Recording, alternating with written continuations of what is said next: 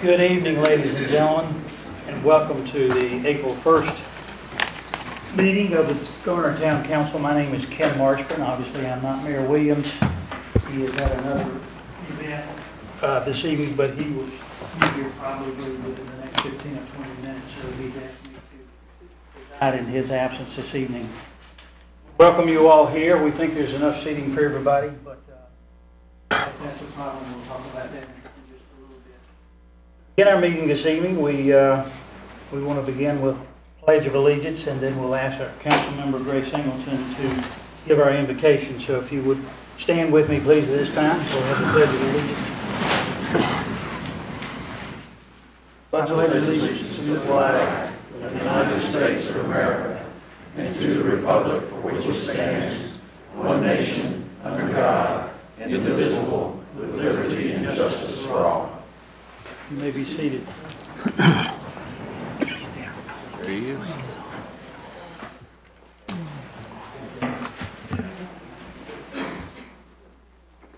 Would, if you'd like, join me in an invocation. Father, we thank you for this day, this opportunity to gather together tonight and discuss issues and items important to our town. It's that time of the year where we're changing from the winter season to the spring season. Look at the beauty of nature in our town, the flowers blooming and trees blooming, and we sure are grateful for all those things you've given to us.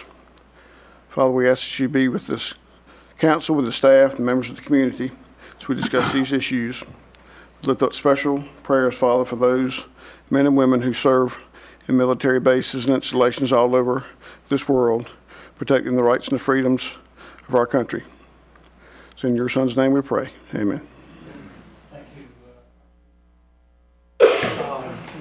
Ms. Clerk, I failed to ask you to call the roll. Mayor Williams? He's here. He's here. Mayor Pro Tem Marshburn? Present. Councilmember Behringer? Councilmember Kennedy? Here. And Councilmember Singleton? Here. Thank you, thank you. Since the mayor has arrived, I will relinquish the gavel to him.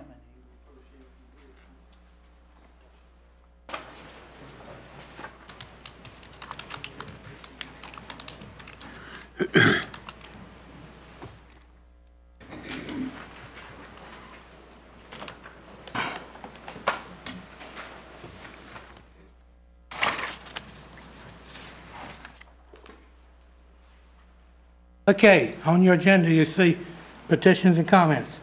That's time on the agenda for anyone to address the council on an item that is not on tonight's agenda. If you wish to address the council, come to the podium, state your name and address. You may address the council.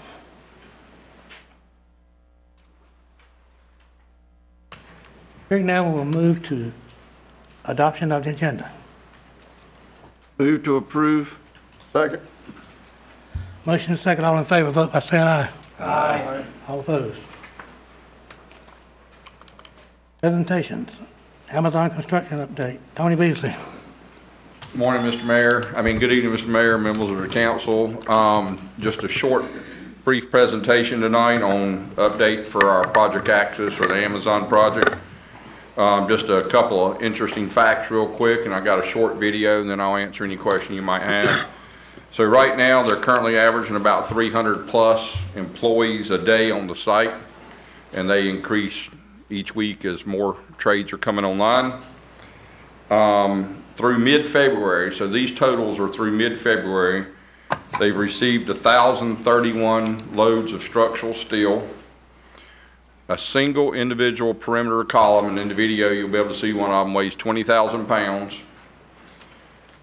Through mid-February, they had poured 34,000 yards of concrete, and to give you a perspective, that's 134 miles of 5-foot wide greenway, 4 inches thick, or 55 football fields. They're currently still, as we speak today, pouring about 550 to 600 yards of concrete a night as we're trying to finish out the floor levels.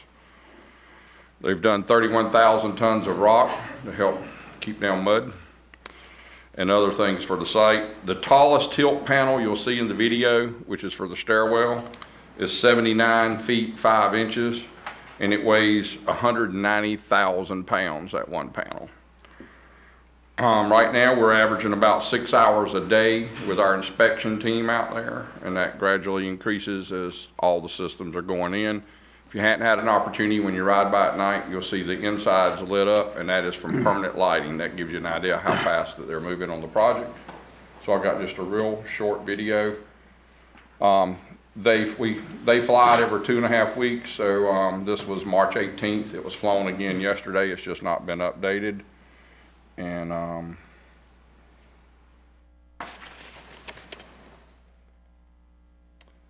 it starts out from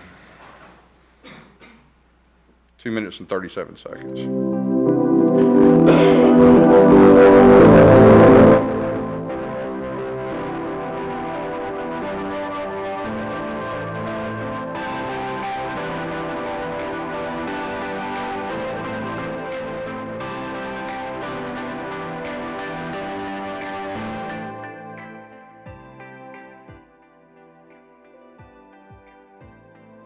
What you're seeing on the left side of the picture right now is the area that they've been using to excavate dirt for the site, and have been bringing the topsoil back to that site.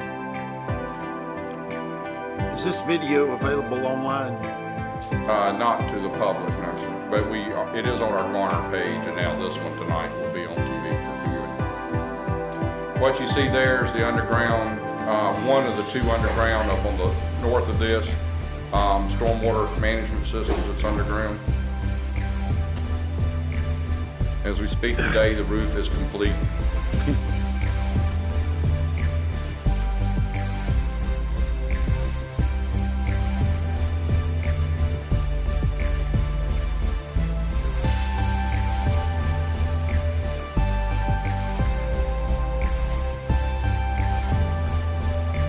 The large bump out there is a conveyance tower that will take product up and down each floor in a conveyor system. So like an elevator, but for freight only. And that big square there was the second underground stormwater control device.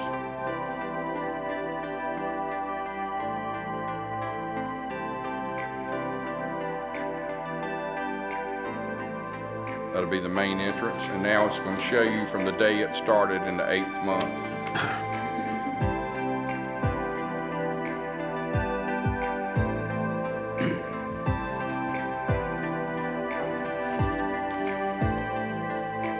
I think I'm on a Ferris wheel. The amount of work they're able to do typically in every 2-week period that you're seeing here.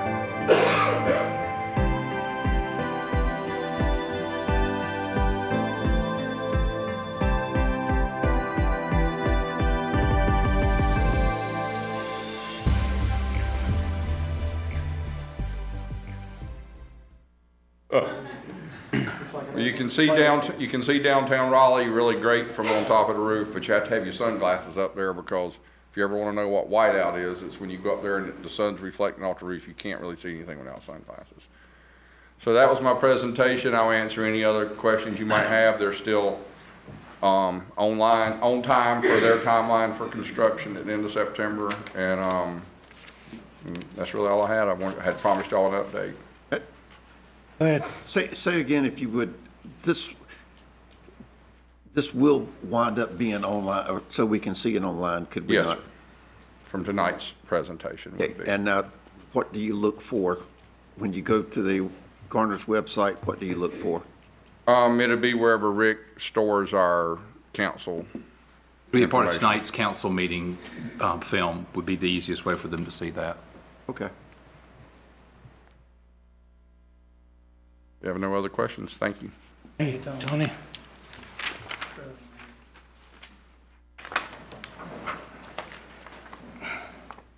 Okay, there's 8 items on the consent agenda. Does a member of the commission wish to pull an item? If there are none, I move we approve as presented. Second. Motion made and second. All in favor, vote by saying aye. Aye. All opposed. Next, we have public hearings. First one, CUP SP 1824. KW Utilities. Mr. Mayor, I will make the customary comments if I might. Please do. Ladies and gentlemen, council, Ms. Harper, I'm town attorney.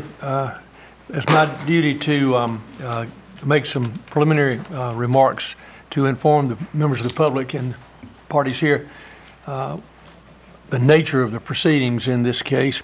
You've heard this described as a conditional use permit application. This particular one is KW Utilities. A conditional use permit application is a matter of the applicant applying for a permit to do a particular project and having to comply with the various standards set forth in our ordinance. And because the question before the council is whether the applicant has complied with the terms set forth in the ordinance, it is what the courts and the legislature have called a quasi-judicial proceeding rather than an ordinary legislative proceeding of the sort that a town council typically has.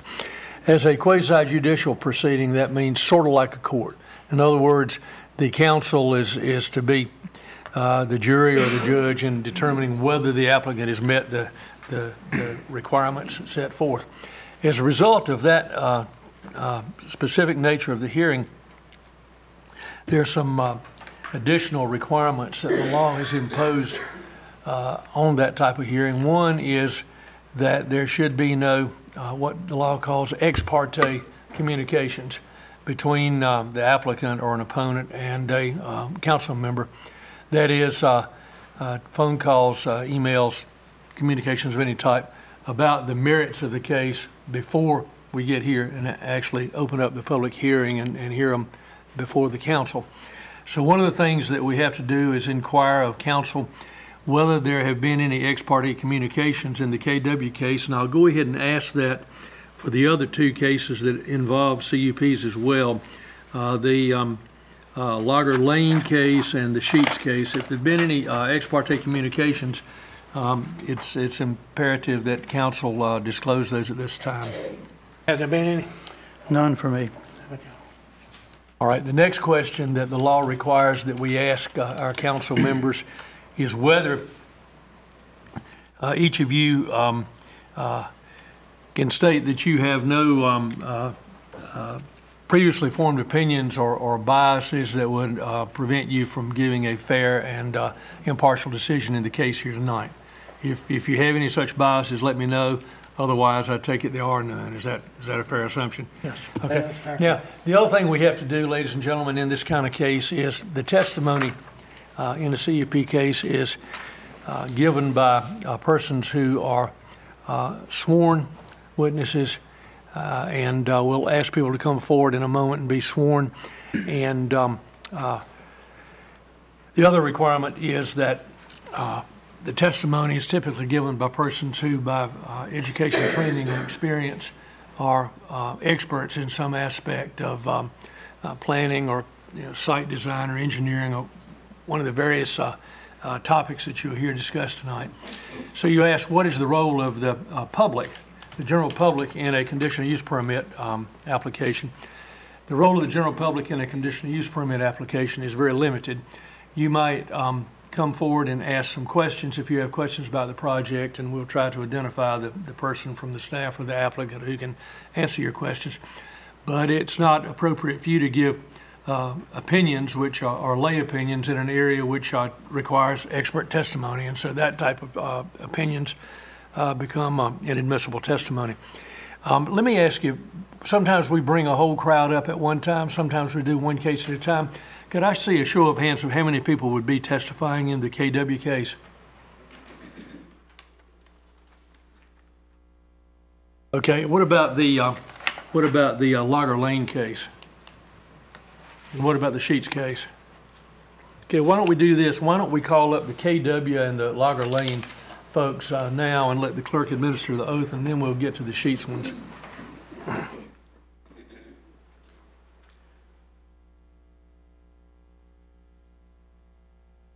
Signed in? Yes? Raise your right hand.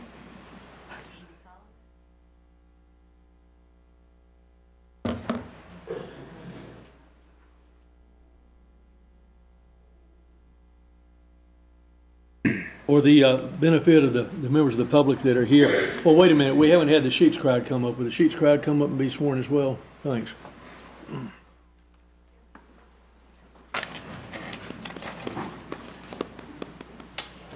Mr. Anderson, does that include any others besides, does that include any people who may live in the neighborhood or oppose it? Does that include them to be sworn at this time? This should be persons who have some expertise to give, but let's just go ahead and be sworn. Anybody who thinks they need to be sworn, and we can figure that out later as we get to it.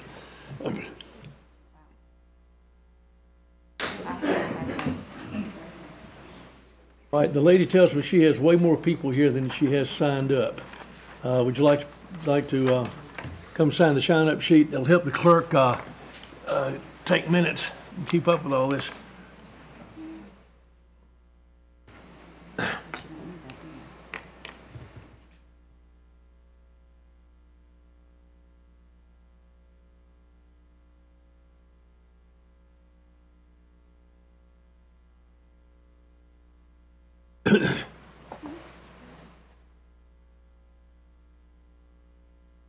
While you all are doing that, I will make one more comment for the benefit of the general public.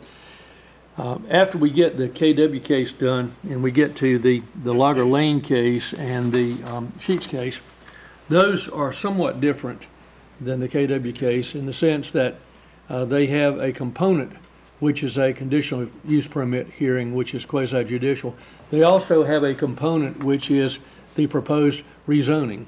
And that's where the opportunity for the members of the public to express their opinions, and you're all certainly free to come and do so at that time. And I'll talk more about that when we get to that case. Okay, I think we're ready. So you can raise your right hand. Do you solemnly?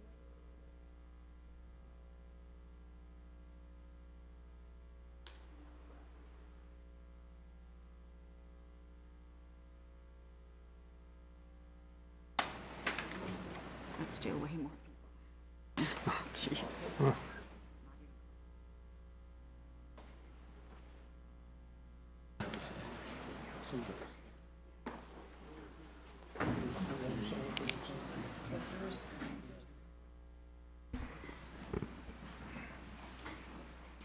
All right, the hearing will now be open in the case of CUP SP 1824 KW Utilities. Good evening, Mayor, members of the council. I'm Stacy Harper with the Planning Department here tonight to present KW Utilities, again CUP SP 1824. The applicant in this case is Tony M. Tate Landscape Architects. The owners are White Oak Associates and Steve Smith. This project does lie along Bricksteel Lane and is 15.67 acres. This did go to the March 18th Planning Commission. The use in this case is industrial flex space, warehouse, and office. And the zoning is Mixed Use District 1, which is an obsolete district, and Industrial 2, or I2. All of these uses are expressly allowed under the obsolete district's list of permitted uses and are allowed in the I2 district as well. With landscape and buffering, the requirement for the 12% tree cover is met with existing and proposed plant material. The plan does show 18.1% tree coverage area. There are perimeter buffers. There's a 65-foot perimeter buffer provided along the north side of the property that abuts Camelot subdivision, as well as along the eastern side, which falls within the 100-year floodplain that you'll see just in a minute. There is a 50-foot undisturbed in these areas within the 65 feet that were a rezoning condition back when the property was rezoned in 2007.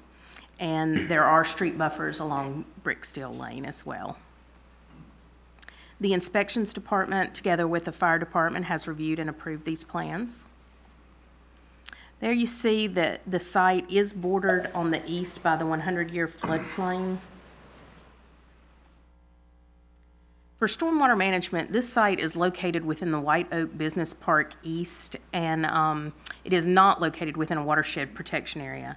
They're subject to water quality requirements for nitrogen, and so a nitrogen offset payment will be required.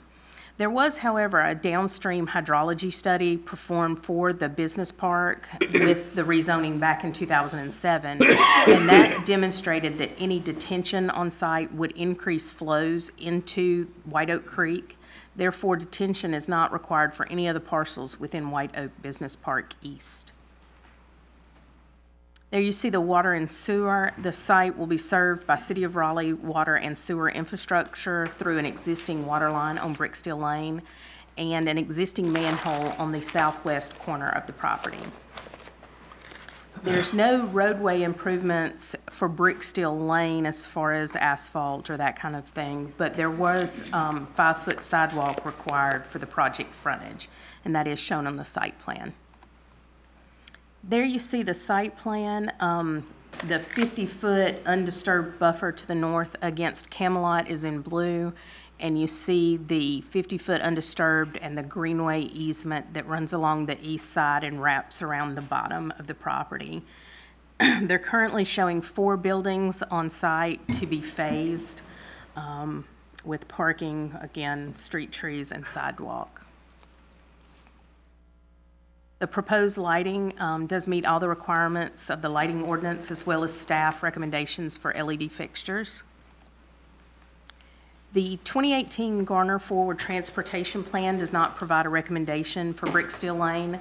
Therefore, this project as proposed may be found in conformity with the 2018 Garner Forward Transportation Plan. A review of the Parks, Recreation, Open Space, and Greenways Master Plan did reveal a recommendation for a greenway along White Oak Creek. There is a 50-foot wide greenway easement provided on the north side of White Oak Creek, which was also a condition of that previous 2000 rezoning, which I've spoken about. Therefore, this project as proposed may be considered consistent with the Parks and Recreation, Open Space, and Greenways Master Plan. And as far as subdivision plan conformity with the Unified Development Ordinance, after sufficient review and plan revisions, staff does find that this project is now proposed conforms to the regulations of the Unified Development Ordinance, so long as the site-specific conditions are met. And this is a site-specific condition that you'll see going forward that the Stormwater Program Administrator has asked us when there is a nitrogen offset payment required to include that as a site-specific condition. So prior to issuance of the first building permit, the Stormwater Program Administrator shall be in receipt of proof of payment for the required nitrogen offset payment to an approved mitigation bank. The Planning Commission, as I mentioned, did review this request at their March 18th meeting. They unanimously confirmed staff's findings in Section 5 of the report that CUP SP 1824 KW Utilities is in conformity with adopted town plans and policies. And I'll be happy to answer any questions that you may have, and the applicant is here as well. Okay. Council members have questions?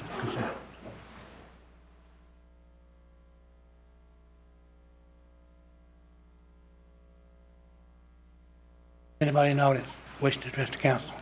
The applicant, I believe, will testify. Mr. Mayor, is the applicant going to bring somebody forward? There we go. Bill, you opened the public hearing, didn't you? Yes, sir. Yes, sir. Good evening. Thank you guys for your time this evening. Chris Rakowski with TMTLA Associates, 5011 South Park Drive, Durham, North Carolina. We're representing the applicant team, which is myself, Keith Roberts from Timmons Group, and we have Joel West and Brian Jacoby, who are the developers and site owners. So the story behind this is that they are grading utility contractors operating out of Cary, and there's a road widening project going on in Cary that is going to make their site not usable for themselves. So they've located this location in White Oak Business Park at the end of a cul-de-sac where they won't disturb anybody with their equipment coming in and out of there. And their plan is to develop the first building there, which is approximately 10,000 square feet of warehouse and 5,000 square feet of office, and then slowly phase each of the other buildings in. So if you guys have any other questions, I'd be happy to answer that. Thank you. You answered the one I had. I was just going to say, you mentioned the use of 2 buildings. Did you indicate what the other 2 buildings will be used for? So the first building is the one all the way on the left there. That's the one they're going to be operating out of, which is warehouse in the back and then just office in the front. And the other three will be flex space is the plan for those, but they haven't been fully designed. They'll be phased in Okay. when the time's right. Thank you. Anyone else? One from the audience? Okay, I'll close the public hearing, call for a motion. I move that the council accept the staff statements regarding plan consistency in section 4 of this report as their own, and find the application meets the 10 permit criteria in section 3.14.d, and therefore approve CUP SP 18-24 KW utilities with the 3 standard conditions to be listed on the permit that will be prepared by the staff. Second. Motion second, all in favor, vote by saying aye. Aye. All opposed. Motion carried. Ladies and gentlemen, the next case that's coming up is the Logger Lane matter. Now, this is going to be slightly different from the one we just heard because this case has 2 components. This case has a zoning request, and that's the opportunity for the public to come down and be heard after the staff and applicant presentation. And then we will proceed to the part of it, which is like the case we just heard, which is the technical part by the engineers and staff people. So we open the hearing in excuse me, let me get the number here. You got CUDZ 18-14 and CUPSB 18-10 Logger Lane. Thank you. Good evening, Mr. Mayor and council members. My name is Het Patel, Senior Planner for Transportation and Land Use for the town. I'll be presenting the conditional use rezoning component, and Stacy will do the presentation on the subdivision part. The applicant for this project is Tupelo Honey Land Development LLC, and the owners are Paul and Teresa Capps. The site is located at 200 Logger Lane, and it is a 8.03 acre site. Planning Commission heard this case at their March 18th meeting, and we are here today. As I mentioned, the site is located along Logger Lane, just south of Vandora Springs and east of Old Stage Road. Here's the street view looking at Logger Lane. Google Earth does not have street view going down Logger Lane, so I can get the actual picture of where the site starts. In regards to adjacent zoning and land use, to the north we have R9C80, which is Vandora Pines subdivision, and R40 single family detached. South we have R40, which is vacant wooded land, and to the east there's R12C18, which is also the Vandora Pines subdivision, and then R40 single family detached to the west. The most recent zoning cases in this area of Garner include the CUDZ 1808, which is the Buffalo Springs rezoning from R40 to MF1. And as you can see, some of the other rezonings in this area were also from R40 to a little bit more dense residential usage. In regards to the overall neighborhood character, we did a comparison of the subdivisions in the area. The density ranges from 1.19 to 2.49, which is the Vandora Pines subdivision. The average heated square footage ranges from 1,700 to about 2,600. And then the average total assessed value ranges between 181,000 to 240,000. And the proposed project density for this project is also 2.49, which matches the Vandora Pines subdivision. In regards to the existing zoning classification, the site is zoned single-family residential R40, which would allow single-family lots of at least 40,000 square feet. And the requested zoning classification is single-family residential with conditions R9, C213, which would allow single-family lots of at least 9,000 square feet. The proposed use is a 20-lot single-family subdivision. Here are R9 district uses that are allowed in the R9 district, but since this is a conditional use zoning, the applicant has narrowed down the list of uses within the R9 category to just these following 4, which is single-family detached, single-family residential subdivision, childcare, and family child daycare. This was one of the conditions that has changed from the Planning Commission. They had all R9 uses allowed before, and from the Planning Commission meeting and the feedback they received from that meeting, they've narrowed down the uses to just single-family residential. Additionally, the applicant has identified the following conditions for the development. Any form of group living protected by the state or federal statutes for use in single-family dwellings shall be permitted according to the specific standards of the UDO. Each single-family house shall have at a minimum of 1,800 square feet of heated floor space.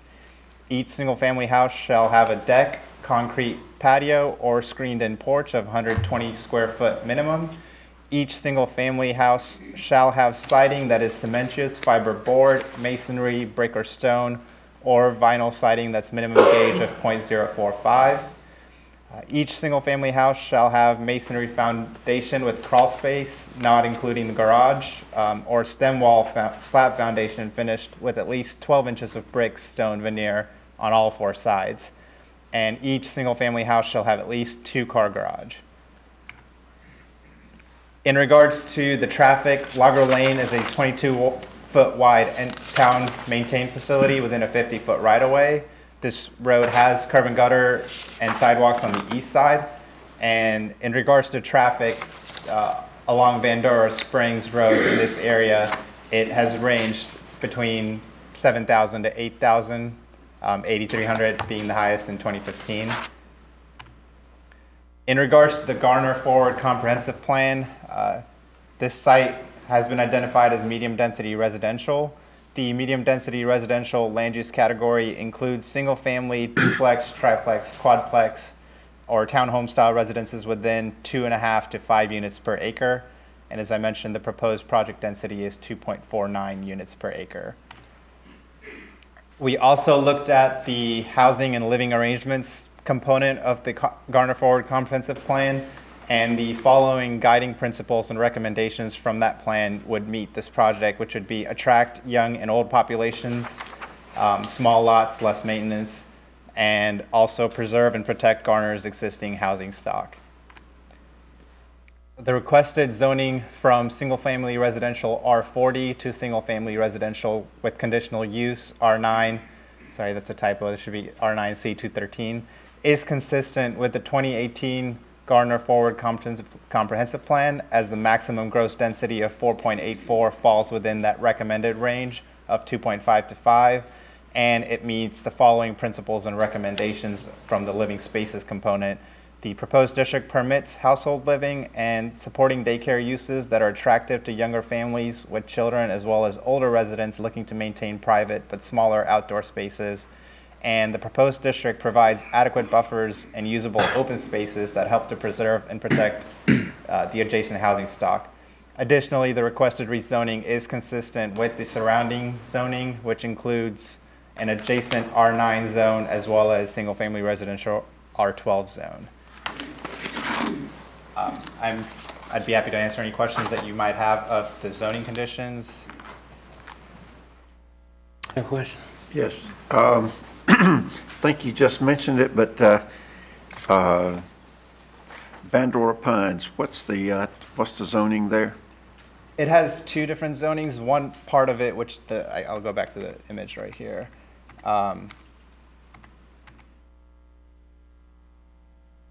So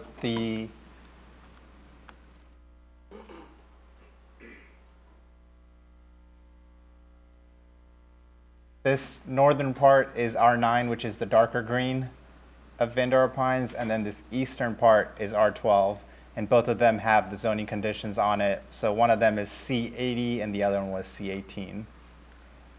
So the dark green is the same as the one being proposed? Yes. About the,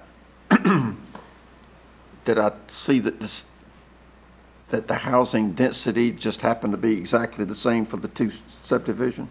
The proposed density is the exact same as Vandora Pines. How is this different from the recently approved Buffalo Springs? The difference is that Buffalo Springs was a cluster development. I believe this one is not a cluster development. as well as the rezoning for Buffalo Springs was multifamily. This one is a single-family rezoning. The lot sizes will, I think, be about the same. I was thinking they were more on the range of 6,000 square feet. Well, with the R9 zoning, I think you have to be No, 9,000. I'm talking about Buffalo Springs. Right, because that was a cluster development, they were able to go down to that. So this is 9,000, okay. Excuse me, Mr. Patel. Is there any plan, I guess there's probably not, for the plot of land that's just, I guess, northeast of this area here? That's a wooded area, is that right? From there over to Old Stage Road? I think the applicant would be better suited to answer that question. The planning department has not seen any plans come Okay. through. And do we know how that, what zoning that carries right now? That is R40 right now. Okay. Thank you.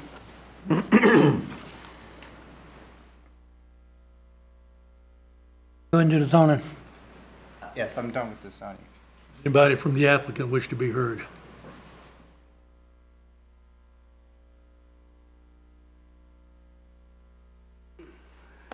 Good evening, Mr. Mayor, member of the council.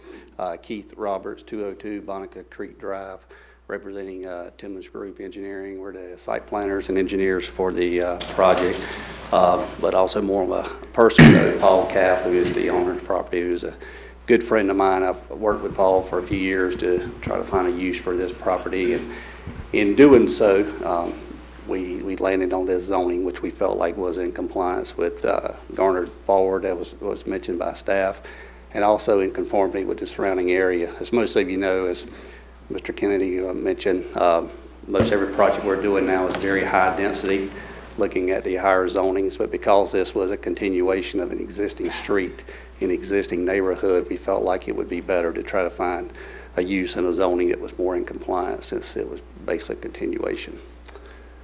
I'm here for any questions. Appreciate your support on the rezoning. Comments? Thanks. Any members of the public that wish to be heard on this particular rezoning case? Yes, ma'am.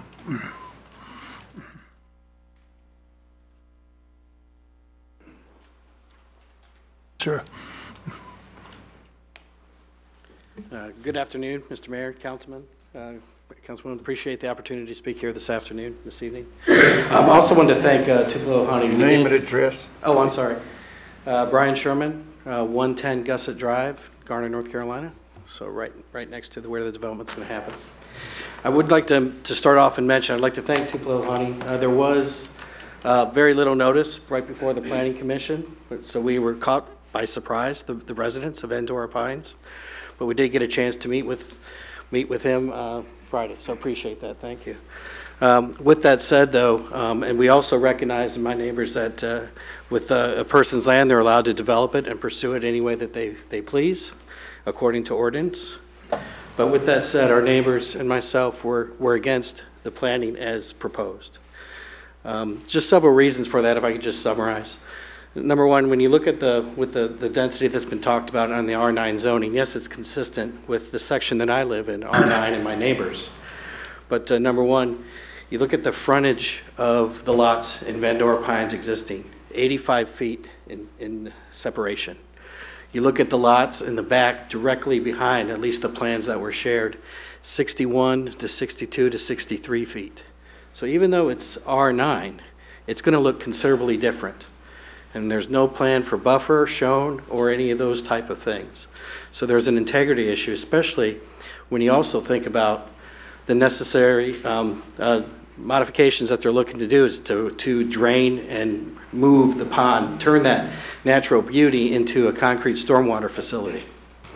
Okay, so that likely is going to require, at least what we fear, again, is considerable disturbance to the land, considerable change. It's going to take away a lot of trees, and it's especially going to affect those folks located directly behind where that pond removal is going to happen. Again, I know the state and has been working with the town to understand whether you can remove those things or not. I understand those decisions have been made, but just because we can doesn't mean we should. So just wanted to bring those other things. I also want to mention, in terms of the traffic, again, we still have concerns about, even though it's 20 homes coming out right at the end of Logger Lane, directly adjacent to where you have turnoff from Vendor Springs onto Old Stage. Yeah, the traffic level is about the same. But you go out on certain times of the day when it's rush hour, then we have a little bit of concern. And then you can also see where there is plans or at least accommodation to continue on that development lower. So you have to think there's going to be future development, future homes back there, additional traffic.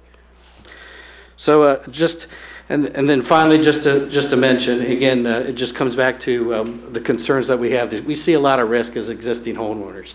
So we'd ask the council to really dig in, understand, is there true accommodation to maintain the integrity of the existing home versus what is proposed? And let's just make sure this is the right decision. Again, the residents directly along Gusset, we certainly do have concern. Okay. With that, I'm happy to answer questions. Appreciate the opportunity to be here. Mr. Sherman, I was just going to ask you, you said you're representing yourself and neighbors. I mean, are you sort of their formal spokesman, or are you just yes and no. Again, certainly a concerned citizen. I'm impacted. My two neighbors on either side are. I had an opportunity to meet with a developer this past Friday with Al Henderson, who's our HOA representative. I was unsure of his availability to be here this evening, but we've coordinated with him and to express our concerns with the developer. Yeah. Okay. And as it relates to this development, are you not concerned about the price range of this new housing as it relates to the? Actually, thank you. All those risks, I guess that's where we're headed. In the Planning Commission and some of the conversations that we have been able to have, again, we're looking at price points. We've been told roughly maybe $275 to $350. Again, when removing natural beauty, putting in a stormwater facility, having that as your central centerpiece of the 20 home site, smaller frontage, looking for both, as just reported for the town, younger and older buyers. You just see considerable risk of being that much above the existing home stock of where it is right now. So we are concerned, So you're concerned about the price differential? Yes. I'm concerned that that's going to be realized. There's expectation that it would be, again, as the words that were mentioned around the Planning Commission, again, recall, we can go back and if there's opportunity to look at, we can, and we can call up the others to represent, but 275, 280, up to 350, maybe a little bit higher. They're told we have to get a minimum amount, and when you have risk like we see here, and again, the difference in integrity between the lots without buffer, we just see there's too many things there that we need to understand. I was just concerned that you were concerned. I was interested in the fact that you were concerned about the price point, since it apparently will be greater than the average value of the homes in Vandor Pines. How do you conceive that being a negative? Let me rephrase. I'm concerned that is not going to happen. I'm happy to hear it. I think that's the one positive, Councilman Kennedy, but I don't think, with these risks that is realistic given what has been proposed. And that's just our perception of the homeowners there. We need to understand more. Yes, it's nice to hear it's going to be higher. We love to hear that. Any homeowner wouldn't, but we don't see it. I was, gotcha. So I appreciate you helping me clarify my point. Thank you. Okay. Good evening. Thank you. Mr. Castle, you got up.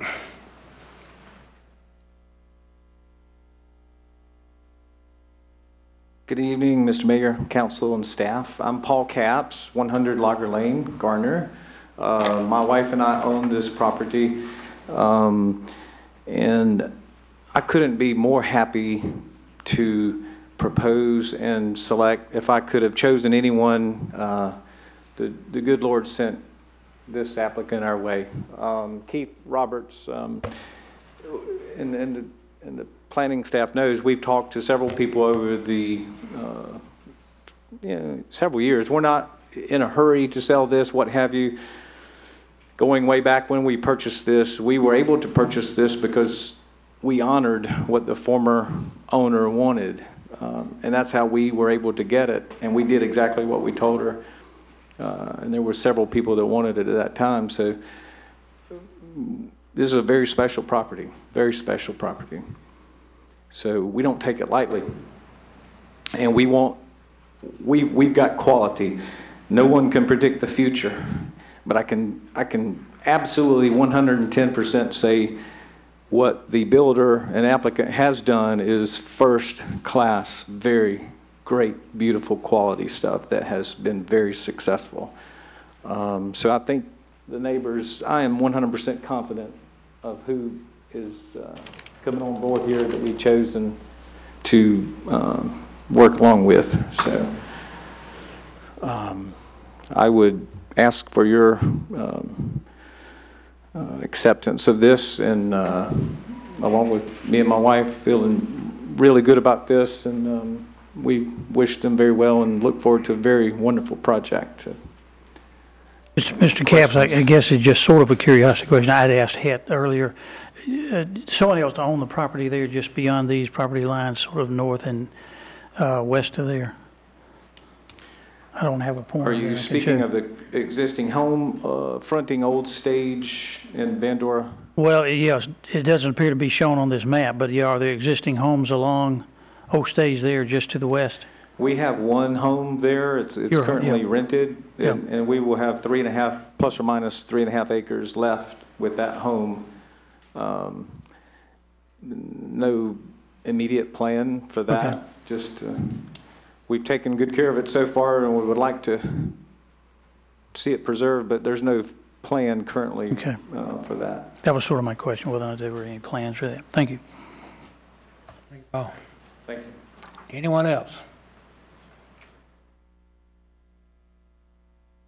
Okay, we've got two motions here, right? I believe we have. We've got to do the conditional use, special use permit. I'm sorry. Ready?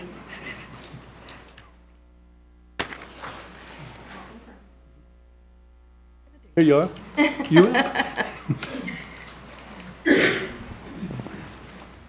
Let's get down to this subdivision plan section for me. Okay, again, I'm back to present the subdivision plan conformity section for the Logger Lane project. 8.03 acres of single-family dwellings. There's 20 units planned. The lot size is 9,000 square feet for R9 zoning.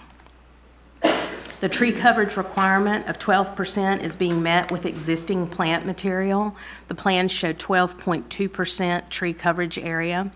There are no perimeter buffers required for this project from single family to single family. There are street trees provided approximately every 40 feet on the extension of Logger Lane as required by the UDO. There's 10% open space required, which is 0.803 acres, and they have provided 16.1% or 1.29 acres. The Parks, Recreation, and Cultural Resources Department has recommended a fee in lieu of parkland dedication for this area. The Inspections Department, together with the Fire Department, has reviewed and approved the plan. There you see the environmental aspects, none of which are contained on this property. No FEMA-designated flood zone or floodway on this property. The site is subject to stormwater quality regulations for nitrogen, as well as quantity regulations for the detention of the 1, 10, and 25-year storms. There is a wet retention pond on site designed for both water quantity and quality, and will reduce the nitrogen below the allowable threshold of 6 pounds per acre per year for residential development. There will be a nitrogen offset payment required. The infrastructure going to the site, you see that the infrastructure in the area there, it will be served by City of Raleigh water and sewer infrastructure through an existing water line on Logger Lane and an existing manhole on the south corner of the property. Logger Lane is a 22-foot wide town-maintained road within a 50-foot right-of-way. The plans would extend Logger Lane, which would be built to public standards and dedicated to the town. Sidewalk is provided along the road extension as required. There you see the site plan for the 20 lots. The green areas that you see are the open space areas, and the red arrow is pointing to the mail kiosk area, which is in that little bump out area. The blue is the stormwater device. Your tree coverage is in that hashed area that's gray as well. Excuse me. Lighting for the mail kiosk will be provided by street lighting and will be reviewed by the engineering department at the time of construction drawings. The 2018 Garner Forward Transportation Plan does not provide a recommendation for Logger Lane, and since this development is connecting to an existing stub, with the extension of Logger Lane as a proposed public street, this project is now proposed may be found in conformity with the 2018 Garner Forward Transportation Plan. There's been no recommendations for the site with the open space, the Parks and Rec Open Space and Greenways Master Plan. Therefore, as proposed with the fee in lieu of parkland dedication, this plan may be considered in conformance with the Parks and Recreation Open Space and Greenways Master Plan. After sufficient review and plan revisions, staff does find that this project is now proposed conforms to the regulations of the Unified Development Ordinance, so long as site-specific conditions are met.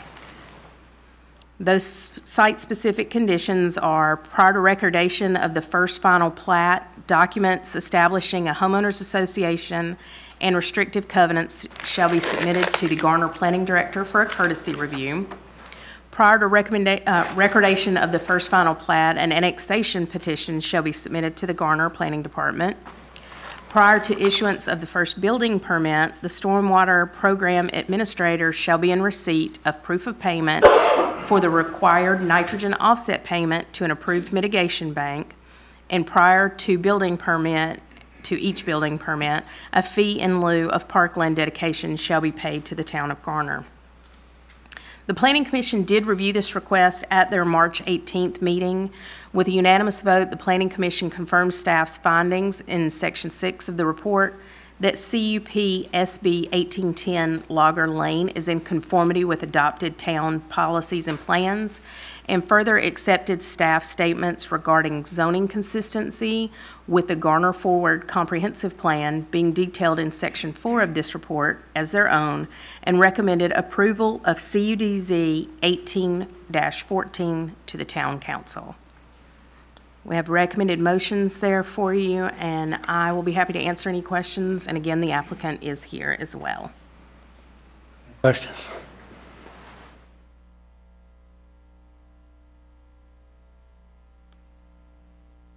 I hear no questions. This would be the time, Mr. Mayor, for the applicant to bring forward its witnesses on the site plan, subdivision plan.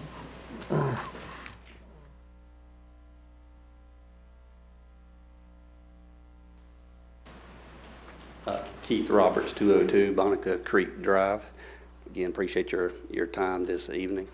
As previously mentioned, even on the zoning and looking at the density and being in compliance with Garner Forward, as you notice, even though we're in compliance, we're on the very low end of that compliance when it comes to a density. So we're at a what I would call a minimum density for that area.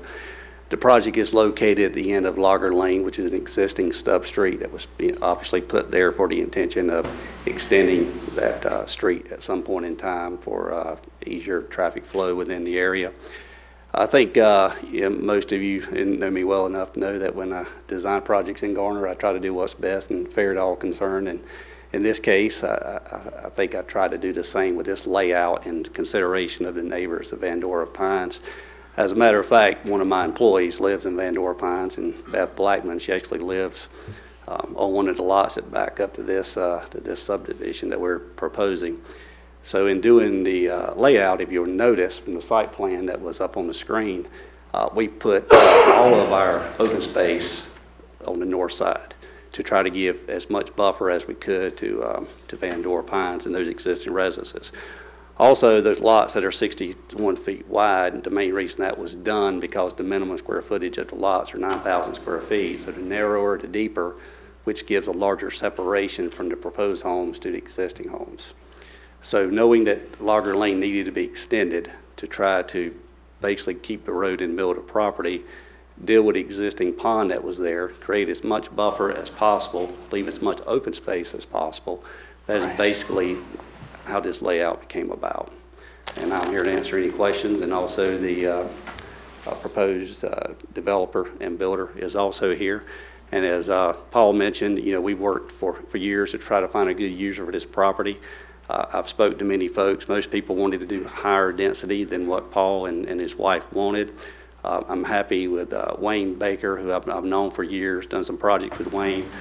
Outstanding guy. He's also a local Garner guy. He graduated from Garner High School, so he's involved very much in this area, and very excited to be here.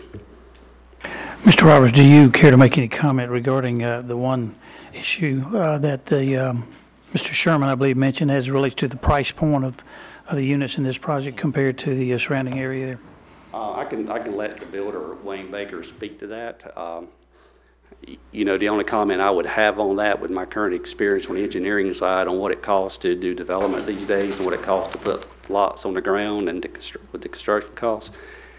In this area, you know, we're seeing that a minimum $300,000 house on a single family is pretty much minimal, just because costs are so high to develop. Thank you.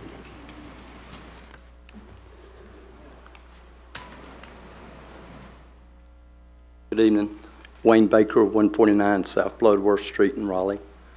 I'm the developer and the builder, and we're doing a project right outside of Garner now called the Tapestry. I've worked with Keith on that, and the idea on this particular property, what appealed to us on this was we're going to try to capture the move-up customer. You've got a lot of homes, especially like in the community beside it, for families with a lot of bedrooms upstairs, perfect for the family. Well, we feel like there's a need in Garner and around this area in particular that people want less yard, less maintenance. The kids are getting out of the home, they're going to college, they're moving out, and they want their bedrooms downstairs, less steps, and so they would consider less square footage, but a whole lot nicer home, if you will, with bedrooms downstairs and most of the living room downstairs. So that's our target market for this community. Thank you. Any questions? That's fine. Anyone else? You can close the hearing, Mr. Mayor. I'll make a comment, Mayor. Yeah, go ahead. This to those of you that may be interested, this particular property is the applicant and the owner and the engineer have alluded to has been evaluated over a decade. I heard thoughts about developing this property probably 15 or 20 years ago, or as long as I've been knowing Paul Capps. And I appreciate the fact that the design consideration and the zoning consideration of maintaining the consistency with the adjacent subdivision, and particularly appreciate the thoughts about the lot sizing backing up to Vandora Pines and creating some buffer. I think there's some thought given, fair amount of thought given to this design. I can't help but think that, yes, in today's market, the pricing is going to be favorable not only to the folks that are buying, but the people that are adjacent. Yes, the market, as we saw with Buffalo Springs, and the demand there, or the apparent demand, the density could have been a lot more, but in this case, they chose to, in my opinion, to be good neighbors to the whole community and to particularly to those adjoining. I appreciate the effort that's been put into it, and I'm going to support this application for rezoning and the CUP, and I'll, if anybody else has any other comments, I'll be glad to hear those, and if not, I'll be glad, I'm ready to make a motion. Lisa, have you got more to present? Okay, we're ready. Just to, Well, I just wanted to make the point that I agree with Mr. Kennedy. When I first moved to Garner over 30 years ago, I moved into the Tiffany Woods subdivision, and I knew at some point some of those areas like this one were going to be developed with some additional housing. Of course, it's natural, I think, many times for neighbors to be concerned if any development occurs, but at any rate, I too believe that this type of project will certainly not harm the property values of those surrounding areas. It's a beautiful area out there. I know it well, and I think this will be good and consistent with the type of housing that's out there, and I certainly plan to support it myself. Bucky, we're ready to make a motion. Yes, I find it consistent with the comprehensive plan, and I move that the council accept the staff statements regarding zoning consistency with the Garner Forward Comprehensive Plan that's detailed in Section 4 of the staff report as our own. And I therefore move further that the town council adopt ordinance number 2019-3955, approving rezoning request CUD-Z 18-14, and it is reasonable and in the public interest because it will likely allow household living and supporting daycare uses that are attractive to younger families with children, as well as older residents looking to maintain private but smaller outdoor spaces, and it will allow the development of an appropriate density of housing in the area in which it is located. Second. Motion made and seconded. Further discussion. All in favor, vote by saying aye. Aye. All opposed. Very good. Here's the conditional use permit. Are we ready for a motion on that? Yeah, I guess so. You go ahead. Council have any other question? I'd be happy to move the motion on the conditional use permit. Move that the council accept the staff statement regarding plan consistency in section 6 of this report as our own, and find the application meets the 10 permit criteria in section 3.14.d, and therefore approve CUP 1810 Logger Lane with the 3 standard conditions and 4 site-specific conditions to be listed on the permit that will be prepared by our staff. Second. Motion made and seconded. All in favor, vote by saying aye. Aye. All opposed. Rodney, did we close that at the appropriate time? Did we get a closing on that? Yes, you did. It was good. All right, very good. Next is the public hearing on CUD-Z 1813 and CUP 1825. Sheets. Ed Patel. Mayor, if you want to bang your gavel down, we'll now open the hearing in the Sheets case.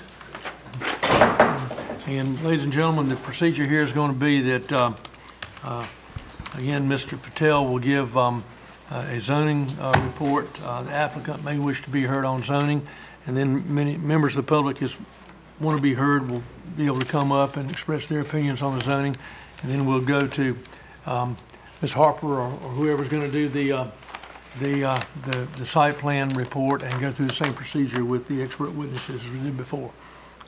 Thank you.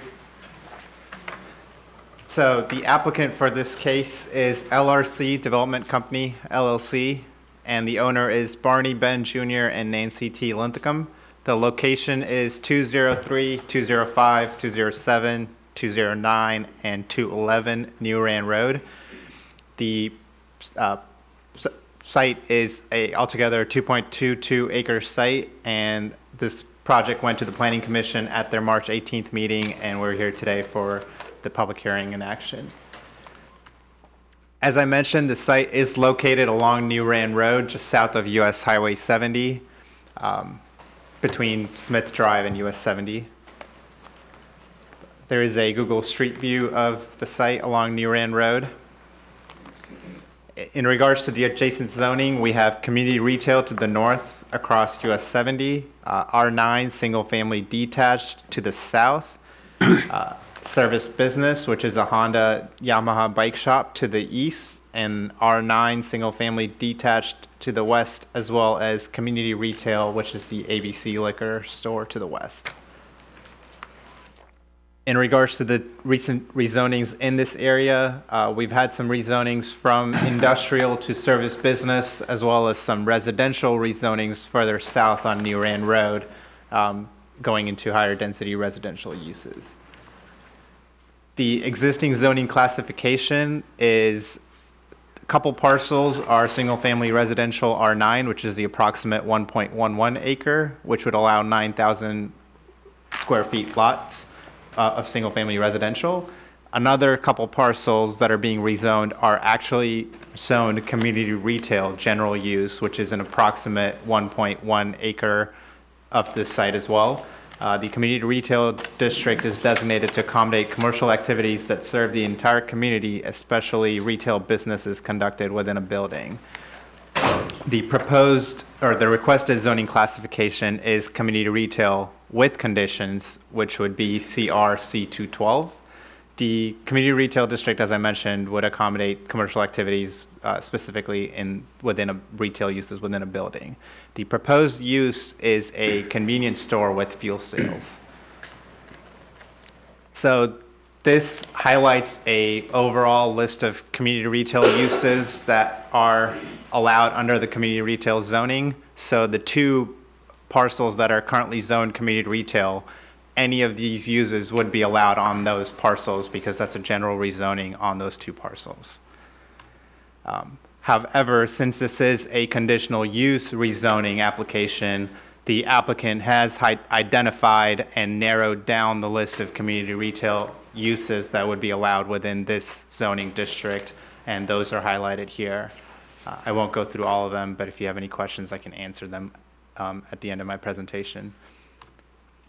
Additionally, from the Planning Commission meeting, additional buffer plantings shall be installed on the southern boundary of the subject property as shown on the site plan, which Stacy will present, and it shall include at a minimum the following plantings as approved by the town. 2 evergreen trees planted at a minimum of 5 foot tall with a minimum of 15 feet in height at maturity, 20 large evergreen shrubs planted at a minimum 2 feet tall with a minimum 8 feet at maturity, 1 medium evergreen shrub planted at a minimum 2 feet tall with minimum of 5 feet at maturity. This is subject, however, to possible removal, relocation, or interruption to accommodate utilities, maintenance easements that the town of Garner requires.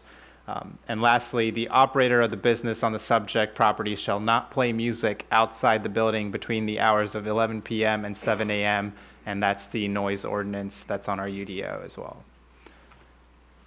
Additionally, the site is within the US 70 thoroughfare overlay district. However, all of the uses that are prohibited within this overlay that might have been included in community retail have already been taken out of the zoning conditions, so the zoning overlay does not really apply to this site. In regards to traffic, New Rand Road is a 22-foot wide NCDOT maintained facility within a 60-foot right-of-way. This road lacks curb and gutter and has sidewalks along the west side. And in regards to the average daily traffic count on New Rand Road in this area, it has substantially declined since 2009. So you can see in 2009 it was at about 9,000, and in 2017 it's at 3,600. And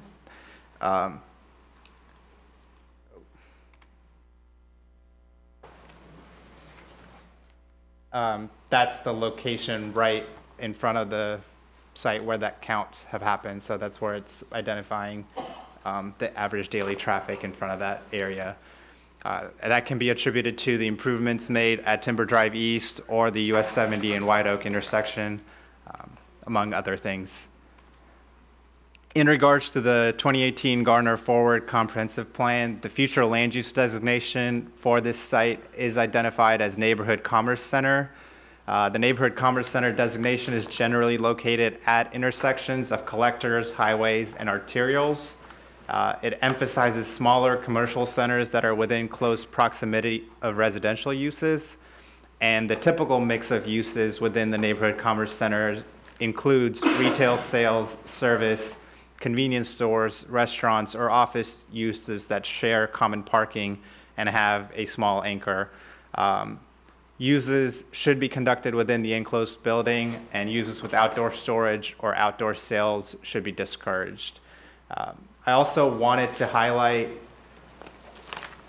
this line right here that kind of acts as a separation on the future land use map for everything south of this red line being designated as medium density residential on the future land use map, and everything kind of to the north and east along US 70 serving as the commercial, retail, and industrial uses or office uses that were identified on the comp plan. So from the planning department's perspective, we have identified a separation of the uses. And then we also looked at the commercial development section of the comprehensive plan, and the following guiding principles of the comprehensive plan would be met by this rezoning, which would be attracting unique commercial establishments as well as aligning the development code with our desired ends and needs. The requested zoning from single-family residential R9 and community retail to a community retail conditional use district of CRC 212 is consistent with the 2018 Garner Forward Comprehensive Plan's future land use map designation of neighborhood commerce center, as convenience stores are identified as an acceptable use within the designation. The rezoning would also allow appropriate types of businesses at the desired location, which may provide improved access to goods and or services useful to the surrounding residential areas, and also supports the following principles of the comp plan. The proposed district provides opportunity to attract and develop unique commercial establishments, and the proposed district permits development of retail sales, service, convenience stores, restaurants, or office uses as desired ends identified within the future land use map. Additionally, the requested zoning is consistent with the surrounding zoning, which includes adjacent community retail zones across New Rand Road and US 70, as well as service business to the east. I'll be happy to answer any rezoning questions or any conditional zoning questions that you might have.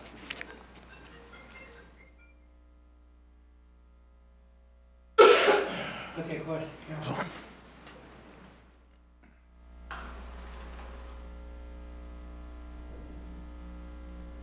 Here's the question. The applicant may come forward, and then we'll have the public ask any questions or give any testimony a little bit later. Good evening. My name is Isabel Maddox, P.O. Box 946, Raleigh 27602. I'm here today representing LRC Developers, and I'll introduce my team: Bob Abramovich of LRC, Tom Anastasi, Engineering Permitting Project Manager for Sheets, James Gerhard, Director of Real Estate for Sheets, Mark Phillips of Paps Design, our land planner, Dan Paps of Paps Design, our civil engineer for Sheets, Chris Bostick, civil engineer for the Kimley Horn for the developer, Travis Flewitt, traffic engineer, Kimley Horn, and Tom Hester of Hester & Company, our appraiser. As was indicated, we are requesting conditional use rezoning and site plan for this property. This includes 5 tracks, actually 6. There's a little sliver, a little overlap track that's included. It's important to look at the neighborhood. We have to our immediate east a motorcycle dealership, and our immediate west an ABC store. Then across 70, there's more commercial zoning. And the 2 of the 5 parcels that we're talking about tonight are actually already zoned community retail. So those are without conditions. So we're imposing conditions on those 2 parcels. Also important to note, thanks for putting that graphic up, there are 2 sites, 2 lots to the south of our site that are owned by the same property owner, Mr. Linthicum, and those are not being rezoned tonight. They did have the comprehensive plan designation, but they are not included in this rezoning request. And those will be maintained as residential properties. So they create a little bit of a buffer for the other residential properties in the area.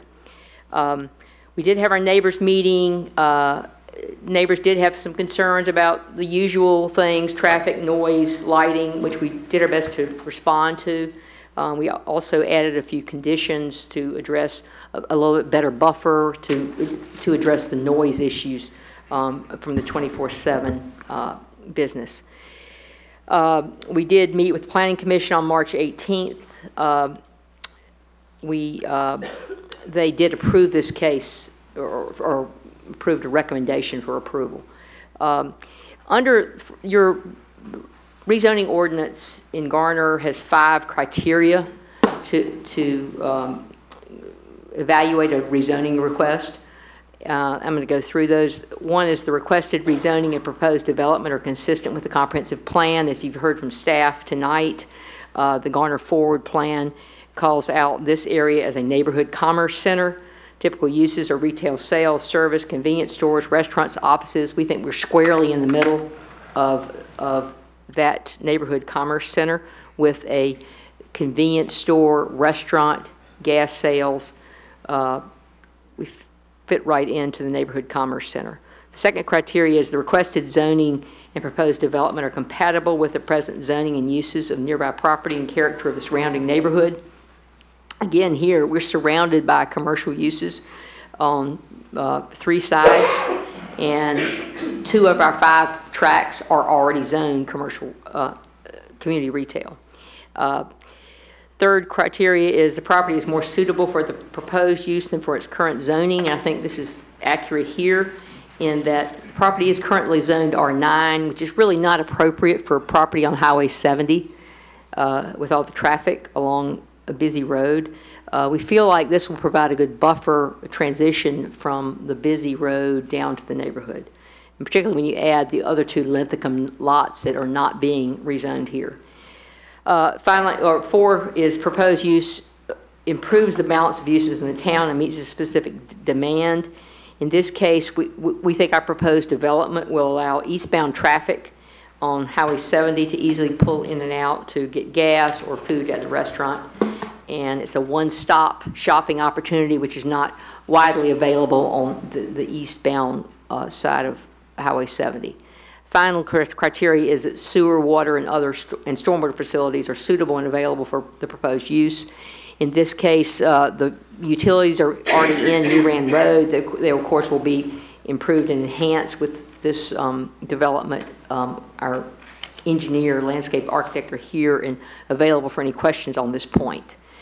We do believe this zoning brings with it some public benefits. It implements the comprehensive plan from a zoning standpoint. It also positions this property for development for a better utilization than the current residential zoning along Highway 70. And it will allow in the future provision of goods and services in this location. And that's what I have on the zoning. Mr. Anderson, you're going to continue on the zoning, correct? Well, perhaps we can let the public be heard on the zoning, and you can come back on the permit. All right, thank you. Okay, if you want to address the council, come forward on this application.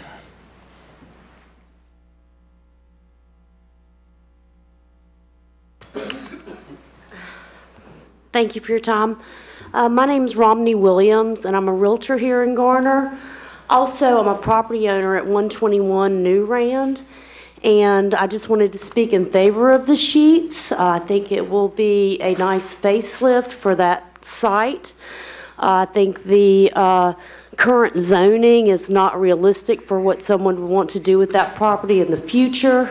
It just makes more sense to the surrounding area for a sheets or that type of property to be put there. I think it'll be a big asset for people in the area. Also, the property owners of the residences, I believe it'll help everybody's property value. It'll clean up that corner a bit and give also residents a nice place to walk to. I think that it's just a very realistic use of the property and the best use of that property. I think it'd be a benefit to everybody that is around that site. So I just wanted to ask you to vote in favor of it. Any questions? No questions for her? Okay, that's good, thank you. Thank you.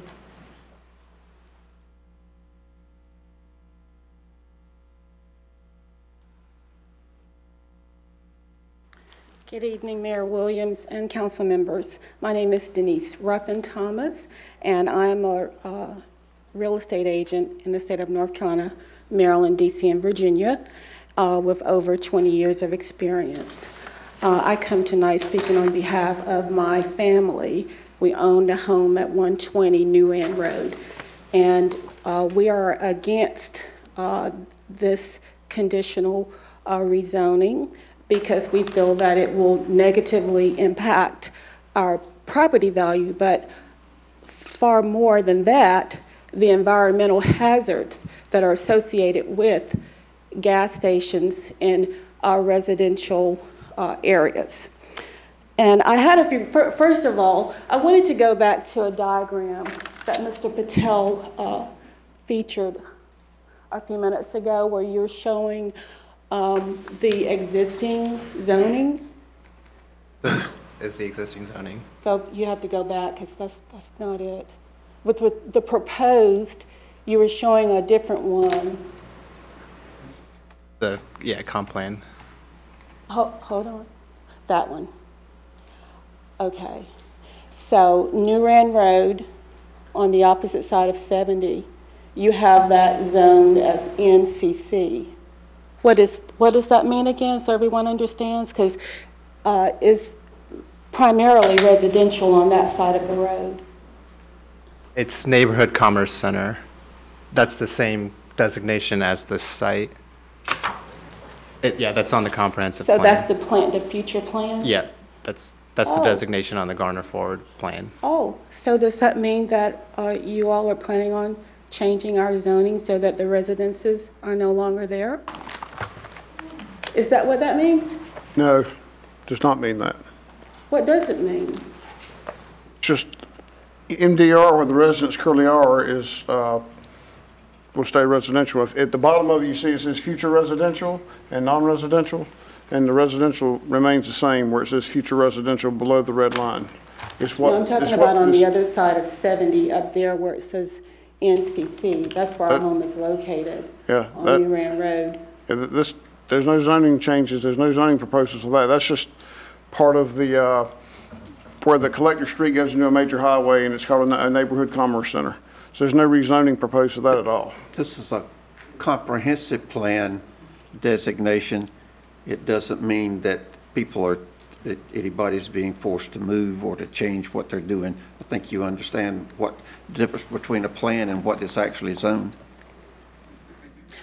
Well, I'm going by what I see on there, and I That's the heard plan. comments made that that the areas are primarily commercial, and that's not true. There are commercial places over on the right side, but on the left is primarily residential with the exception of a church. It's the projected plan. I understand that, but I'm just making clear what I see and what I hear. Okay? My question is, what type of road changes will be necessary if this gas station is allowed there? Would there be any road changes made? That'll come up on the site plan, the next part. They'll discuss that. They'll discuss it. What was required on their site plan. It'll discuss the road plan. It'll disclose the street improvements that will be required by the state and the town. Doing zoning now. Just doing the zoning now, yes. Okay. And I had a question about traffic studies, because it was mentioned that the traffic has substantially declined, and that is not accurate. It has substantially increased. And I wanted to know what type of traffic studies are available to review. I think we will have a traffic expert that will be testifying in a few minutes regarding that. And so he'll be able to tell us how they went about I think so. conducting the traffic study? I certainly hope so, yeah. Okay, all right. Okay, and the other thing that I heard was that this music that the station would only be able to play music between 11 p.m. and 7 a.m. I have a sister who lives in a home diagonally across from that site. She's a Wake County Schools public school bus driver. So she goes to bed quite early, and she gets up quite early. And, you know, if music can be played at prior up to 11 p.m., that's considered late for someone who has to get up and go to work.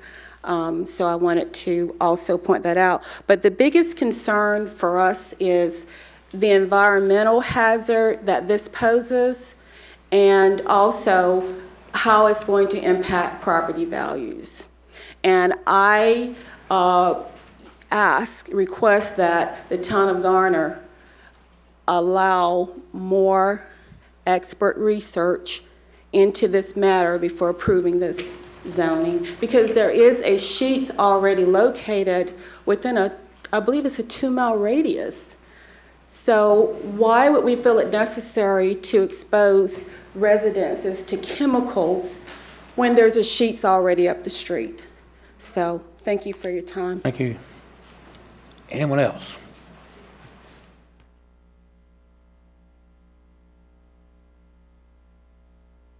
No more members of the public wish to be heard? Well, I guess it's time to have, where's our CUP lady here? After the staff will present the report on, do you have a rebuttal? I just wanted to say, we do have a traffic engineer here, and he's primarily here for the site plan, but if you wanted to hear from him about the zoning, he's available. Let's bring him on during the site plan. Okay. That's right. Well, now, ladies and gentlemen, we'll go to Ms. Harper, who will talk about the site plan, and we'll enter the CUP phase.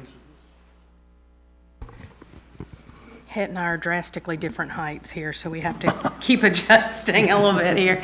Again, this is the Sheetz project, 2.215 acres, convenience store with gas sales and restaurant. For this zoning classification, it would be a 6,000 square foot lot, but obviously this is bigger than that. The requirement for tree coverage of 12% is being met. The plan does show 13% tree coverage. There are perimeter buffers that are shown and are in compliance with the UDO and are as follows. At 70, both along 70 and along New Rand, those are both street buffers. On the southern buffer, that's a perimeter buffer of 31.5 feet, and that does have the allowed 30% reduction. The eastern perimeter buffer is 10.5 feet, again with that allowed 30% reduction. Since the Planning Commission met, the applicants did go back and add 23 additional plantings to the southern property line after concern was expressed about buffers along that property line. The inspections department, together with the fire department, has reviewed and approved the site plan. This, this site does not contain any FEMA designated flood zone or floodway, as you see there. With stormwater, this site is subject to stormwater quality regulations for nitrogen, as well as quantity regulations for detention of the 1, 10, 25, and 100-year storms. There is a grassed bioretention area that's towards the southern property line that's provided to treat stormwater quality, as well as an underground stormwater detention system to treat quantity. There will be a nitrogen offset payment required. The site will be served, of course, by City of Raleigh water and sewer infrastructure, and there will be a connection to the existing water line on New Rand Road, and connection to sanitary sewer at an existing manhole on the western part of the property along the New Rand side. For infrastructure, the site does have approximately 275 feet of frontage on US 70 and 472 feet of frontage along New Rand Road. The site will be served by a right-in and right-out access on US 70 and a full access drive on New Rand Road. The project will install sidewalk along US 70 and will provide grading and a fee in lieu of sidewalk construction on New Rand Road. With the TIA, the traffic impact analysis, based on the data provided and assumptions identified in the TIA, the proposed development is anticipated to generate 1,374 daily trips, which includes 92 a.m. peak hour and 94 p.m. peak hour trips. Based on the operational analysis of the TIA, the following improvements were identified. Extension of 100 feet for the eastbound right turn lane on US 70 at the site driveway to maximize storage back to US 70, and construction of an exclusive 50-foot southbound left turn lane on New Rand Road at the site's driveway. There you see the site plan. I did put the gas pump canopy is in a darker green, although it doesn't look much darker on your screens. The convenience store restaurant in the lighter green. The blue is the bio retention area, and the orange-red color is an outdoor seating area. Lighting for the site has been shown in conformance with the UDO. Both site lighting and canopy lighting will be provided. The 2018 Garner Forward Transportation Plan does not provide any recommendations for New Rand Road, but identified US 70 as a 6-lane divided facility. With the proposed improvements along the frontage of US 70 and New Rand, this project, as proposed, may be found in conformity with the 2018 Garner Forward Transportation Plan. There was no recommendations for the site in the Parks and Rec, Open Space, and Greenways Plan. Therefore, the project may be considered in conformance with that master plan. After sufficient review and plan revisions, staff finds that this project is now proposed conforms to the regulations of the Unified Development Ordinance, so long as the site-specific conditions are met. Those two site-specific conditions are prior to issuance of the building permit, the stormwater program administrator shall be in receipt of proof of payment for the required nitrogen offset payment to an approved mitigation bank, and the developer shall be responsible for all roadway improvements required by NCDOT. The Planning Commission did review this request at their March 18th meeting. There was a 4-2 vote. The Planning Commission confirmed staff's findings in Section 8 that CUP SP 1825 sheets is in conformity with adopted town plans and policies, and further accepted the staff's statements regarding zoning consistency with the Garner Forward Comprehensive Plan being detailed in Section 5 of this report as their own, and recommended approval of CUDZ 1813 to the Town Council. I am here to answer any questions that I can answer, and as well as the applicant and their team are here. I think Mr. Kennedy had a question, but Yes, I do Ms. as well. Harper. Yes, sir. I noticed, and you just stated that the Planning Commission voted 4-2 on this matter. Could you give us the highlights of the concerns that were registered at for those negative votes? The best I can recall, the two dissenting votes talked about conformity with the area, and that arose out of the zoning, but then also the same two voted that way on the site plan because they didn't feel it was appropriate for this area, especially given the proximity to the other one, although the Sheets folks can tell you more about their choosing this location.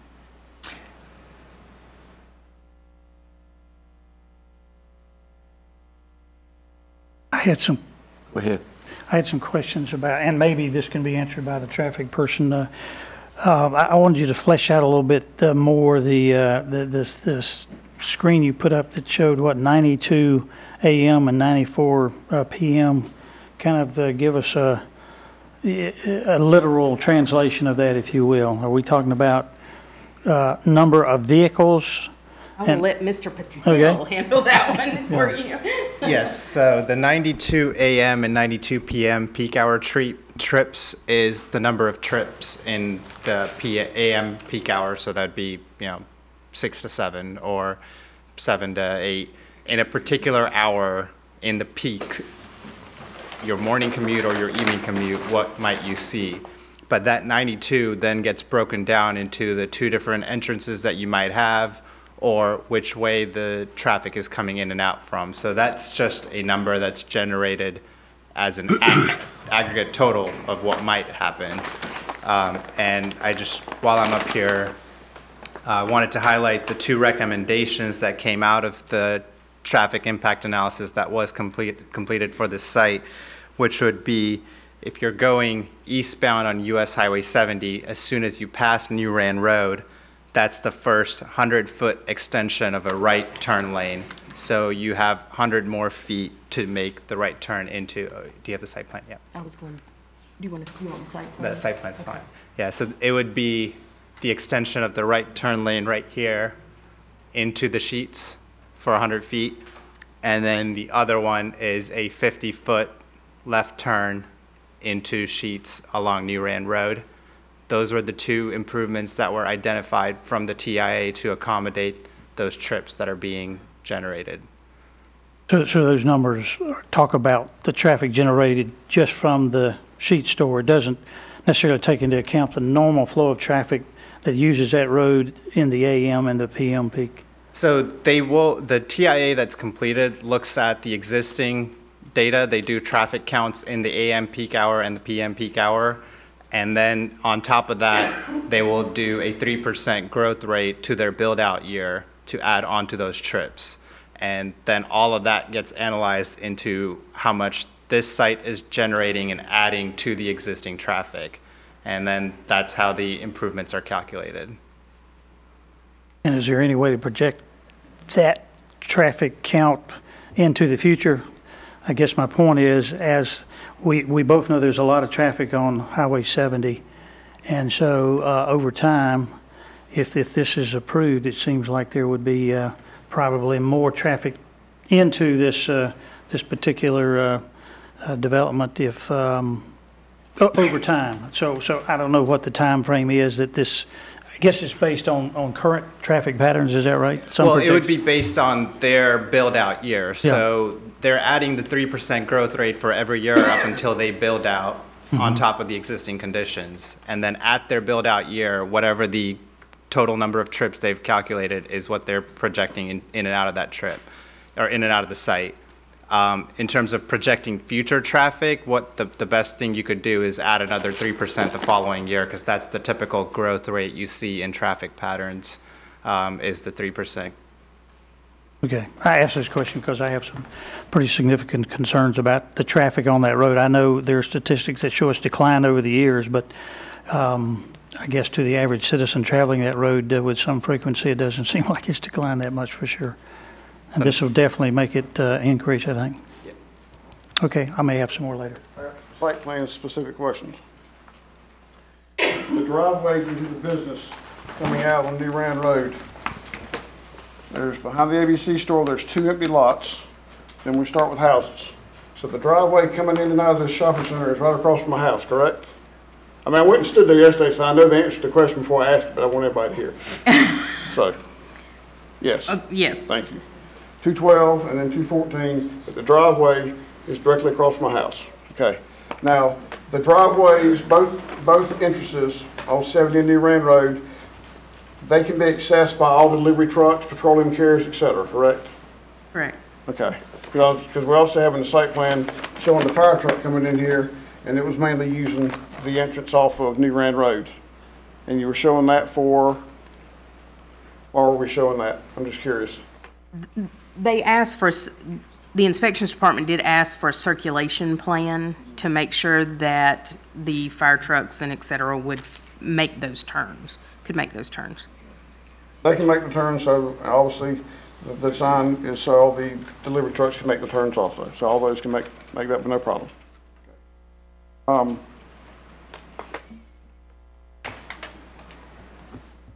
I have for right now. Thank you.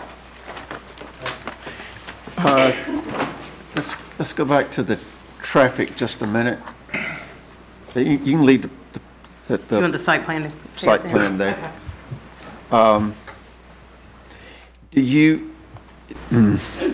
based on whatever studies have been done, either by the town or by the consultant, I'll ask you and them later on, do we expect this site to generate additional traffic past the southern boundary of the site?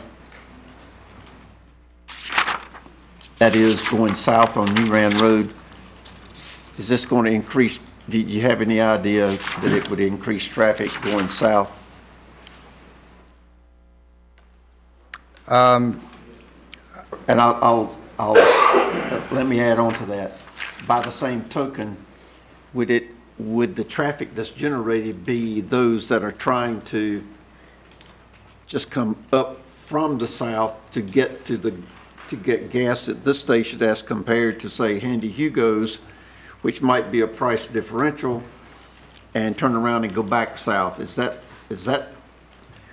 Would it be wrong to say that the increased traffic on New Rand Road would be primarily those that are choosing this particular site just to get there from the southern boundary, southern side, turn around and get the gas, and turn around and go back, because those that are using that road to get access to 70, they're going to do it whether or why. So go back to the original question. Is this site going to generate additional traffic on New Rand Road? It will, but it'll be, from what I'm looking at on here on the site plan or on the traffic impact analysis, it's about 7 cars in the AM peak hour and 15 in the PM peak hour. Next question regarding the site plan, and the question was raised about noise.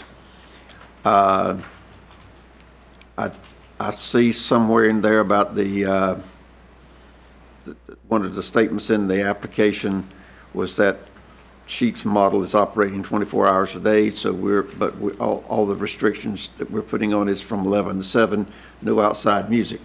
Well, during the time that there is from 7 till 11, what kind of standards have to be adhered to with respect to sound generated outside the building? I will let Stacy answer that.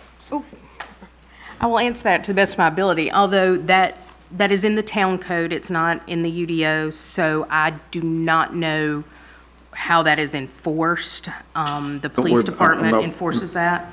I was wondering, is it logical to think that somebody living on the north side of 70 is going to hear the music or hear whatever is played? I would not think so. About on the west side of New Rand? Possibly if they're standing out in the parking lot there. They play music at their pumps, and so that is what they have agreed to cut off from 11 to 7 in the morning, which also mirrors the town's noise ordinance hours. So that's where the hours came from. I'll pose the question. We'll ask it again in a few minutes, but I've just wondered about ambient noise. That would we ever hear it? Maybe we should hear from whoever else. But at any rate, I'm still interested and concerned about the traffic. Do we, I guess Sheets can tell us when, at what times of day do delivery trucks resource the center there, both from gasoline tanker trucks to all the other items that Sheets sells? Do those come in at different times of day or night? Or, yeah, and they do have a representative that can speak to that, because they did talk about that a little bit at the Planning Commission meeting. Okay, yeah, that's an area I would certainly have some concern about. I forgot to ask one. Sorry, Hit. Need you back on the spot.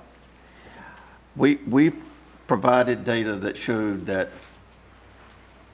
the town provided data that showed traffic counts being greatly or significantly reduced over the past decade.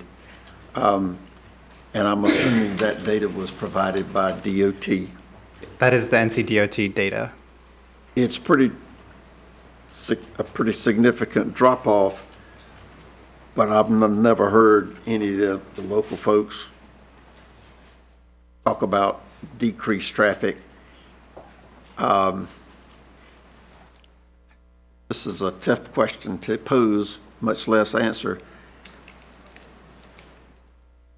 do we agree? Do we think that the DOT data is valid? I don't think the local folks think that it is, but what are we as trying to hear one side and then hear the other? What are we to believe, you think? Well, we have looked at NCDOT data in other areas of town, and we feel comfortable with the 2017 data that was most recently available to the town, that's generally what we are seeing in traffic patterns within the town. And then as part of the traffic impact analysis, they also do traffic counts for the AM and PM peak hours. So the traffic engineer can speak a little bit more to it, but it has been incorporated. The existing traffic counts have been studied in the traffic impact analysis as well. I think you mentioned earlier that you attributed one of the primary reasons you thought, well, the reason that I latched on to is that are you still of the opinion that Timber Drive and given a different outlet to Highway 70 might have been a reason for the decline? That, I mean, from an outsider's perspective, that would be my assumption, because I wasn't here when 2009, 2010, 11 happened.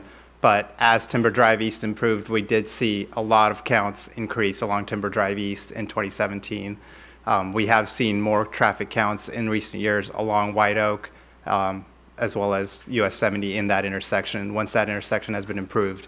So that's just an educated guess that I made based on seeing the NCDOT numbers. Just trying to provide a balance in two different thoughts. And then just, I guess, going back to one of the earlier questions, looking at the graphic and the traffic impact analysis, it's 15% of the site traffic is attributed to going south on New Rand Road. So if you do 15% of 92 in the peak hour, that's what the number is, 7 or 15 that I've gone to. But more of the traffic is utilizing US 70 or coming into New Rand from the north, not necessarily from the south.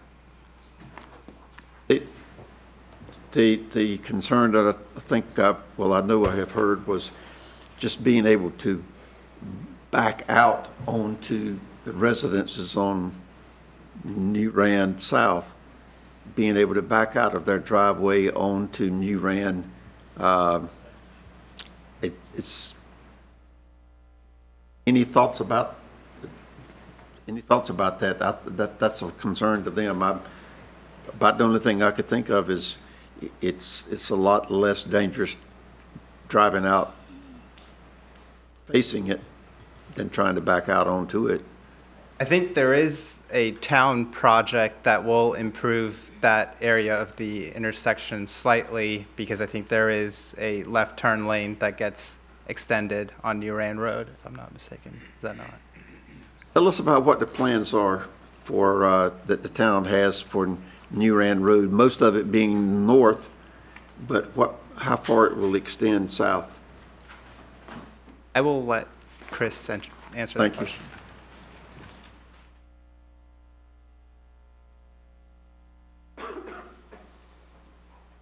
There is some widening on both north and south side, and we're installing sidewalk along the western side of New Rand Road. And it will run from where sidewalk currently ends south of US 70 and extends all the way up to Garner Road. Does that answer your question?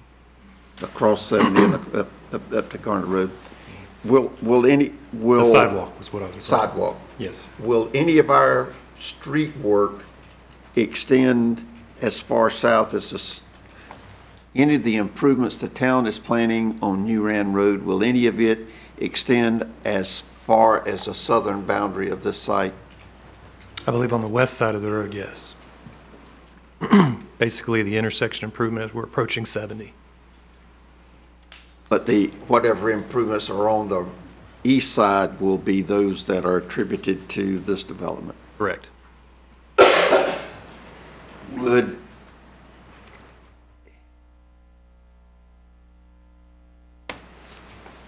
I was trying to think of how to improve conditions further down the road. further south. Don't have a good thought right now. Thank you. Let's hit one question. What's the average, what's the ADT on Highway 70?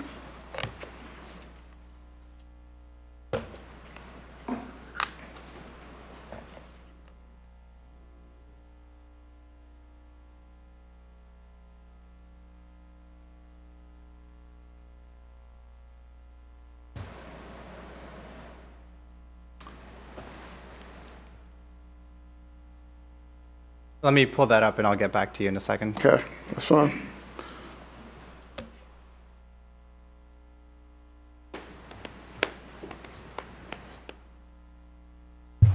Are we going to hear, well, I'll be happy to speak to you again if you want me to.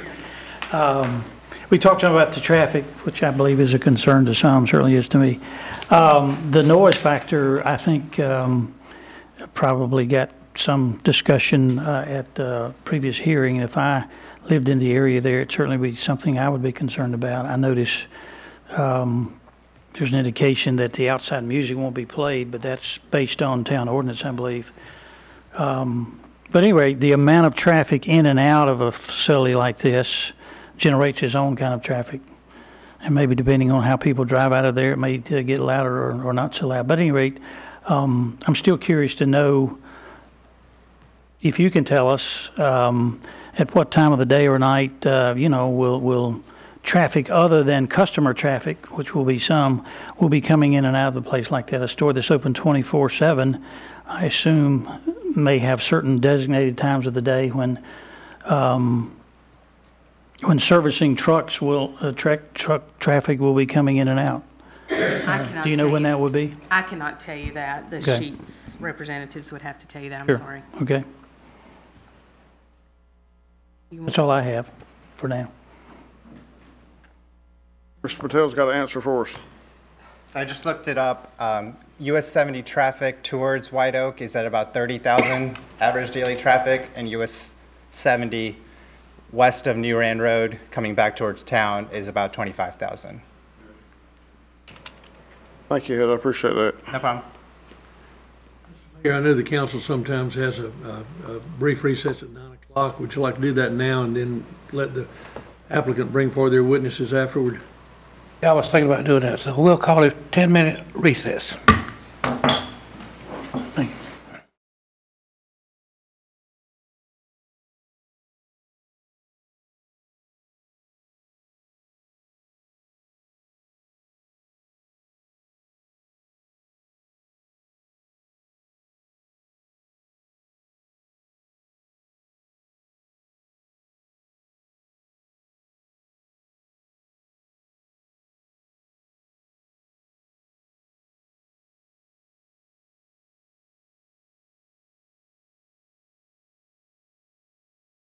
If you're going to speak, come to the podium.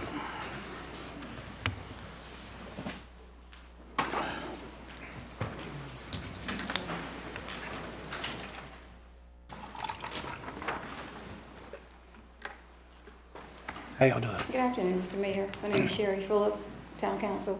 I reside at 303 New Rand Road. And good afternoon, good evening, Mayor and Town Council. My name is Wilma Dunstan. I reside at 230 New Rand Road in Garner.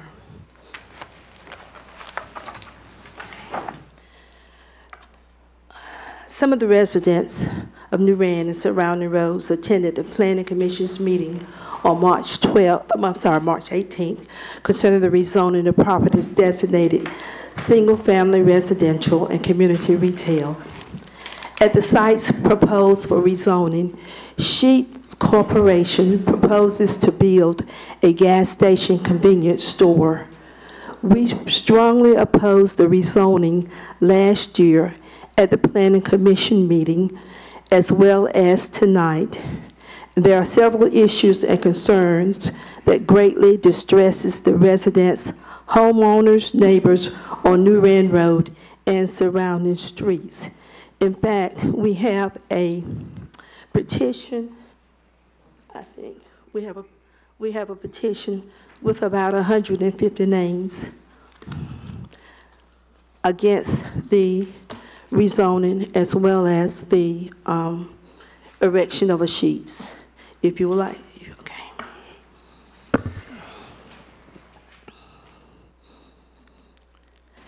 And I'm not sure if this is the time that we talk about the erection of sheets, because we have some concerns about the site plan. That'll be the second time you get a chance to talk on the site plan. All right, thank you.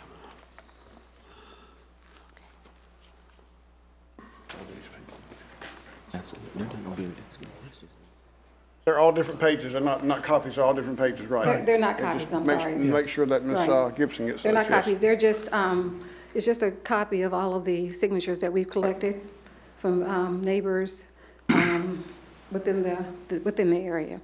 So, again, my name is Sherry Phillips. I reside at 303 New Rand Road.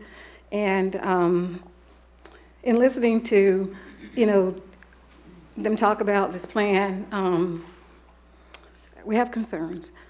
Our concerns, the traffic, the noise, and how far it goes down into the subdivision. It goes far down into the subdivision. We're very concerned about it. And we oppose it for various reasons. Mr. Marshburn talked about the traffic. The traffic would be awful. It is awful now, and it will continue to be, it will get worse. I know they did the TIA, the traffic, they did the traffic thing, but it's not, it's more than 3,000 cars. You have to be down there every day to see that. And so I know it's based on studies or whatever, but, we're just here to, as a concern, we don't want it. And, it is not good for us. If you can see how far down it goes that way down into the subdivision. So, I'm just here to address the concerns of the neighbors, and of course you have all the signatures. And as far as, the delivery trucks, going in and out, and the music, what happens, from 7 a.m. to 11 p.m. We're there 365 days a year, Monday through Sunday. And from 7 a.m. to 11 p.m., we have to hear music. And I know we will hear music because I visited the Sheets down the street, and the music is loud. And there is a car wash that's on the east side already. So why put another gas station in? There's a car wash there. That's a gas station. Also, excuse me, that's on the east side. So we're just concerned. We're very concerned, and if you see fit, we just ask, just think about us. Okay? Thank you, Sherry. Who's next? I'd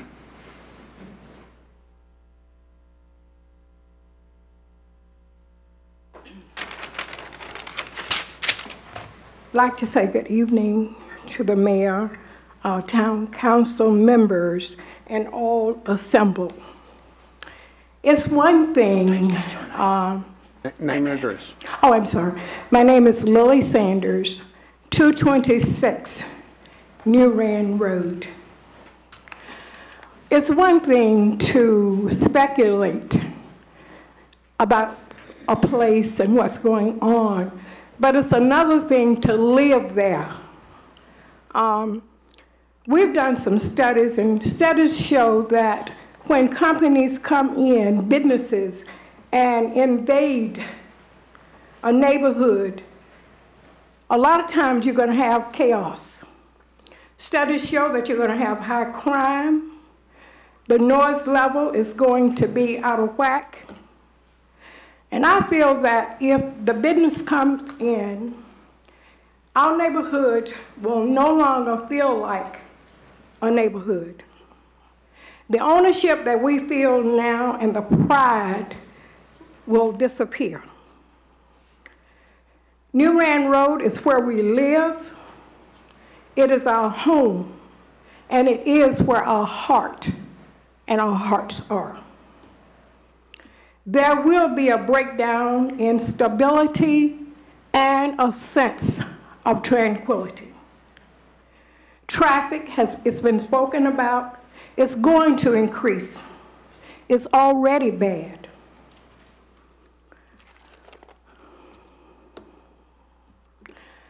That's speaking on behalf of the community, and I am very concerned. And I put the interests of the community before I put my own personal concern. Now, let me speak about my concern. The property right across the street from Sheets is my property. It is now residential. The ABC store is on one side. Sheets will be across the street, and I will be boxed in. No one is going to want to buy my property and live there. So I am very concerned about that. Speaking of traffic coming in on New Rand Road and going to Sheets, there are people who live right across the street. They're going to be disturbed by the traffic and the lights.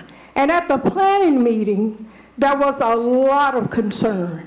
The two people who voted against it basically voted against it because of the impact that it would have on the neighborhoods, human beings. We object to Sheets coming to New Rand Road for all of the reasons that I have listed and for all of the reasons that the other communities that Sheets tried to invade and they were not able to make it. We have the same concerns. So my question to you as I get ready to take my seat is, how would you feel if Sheets came to your neighborhood? How would you feel if this was happening to you? I urge you to vote no to this action. Thank you. Thank you. Who's next?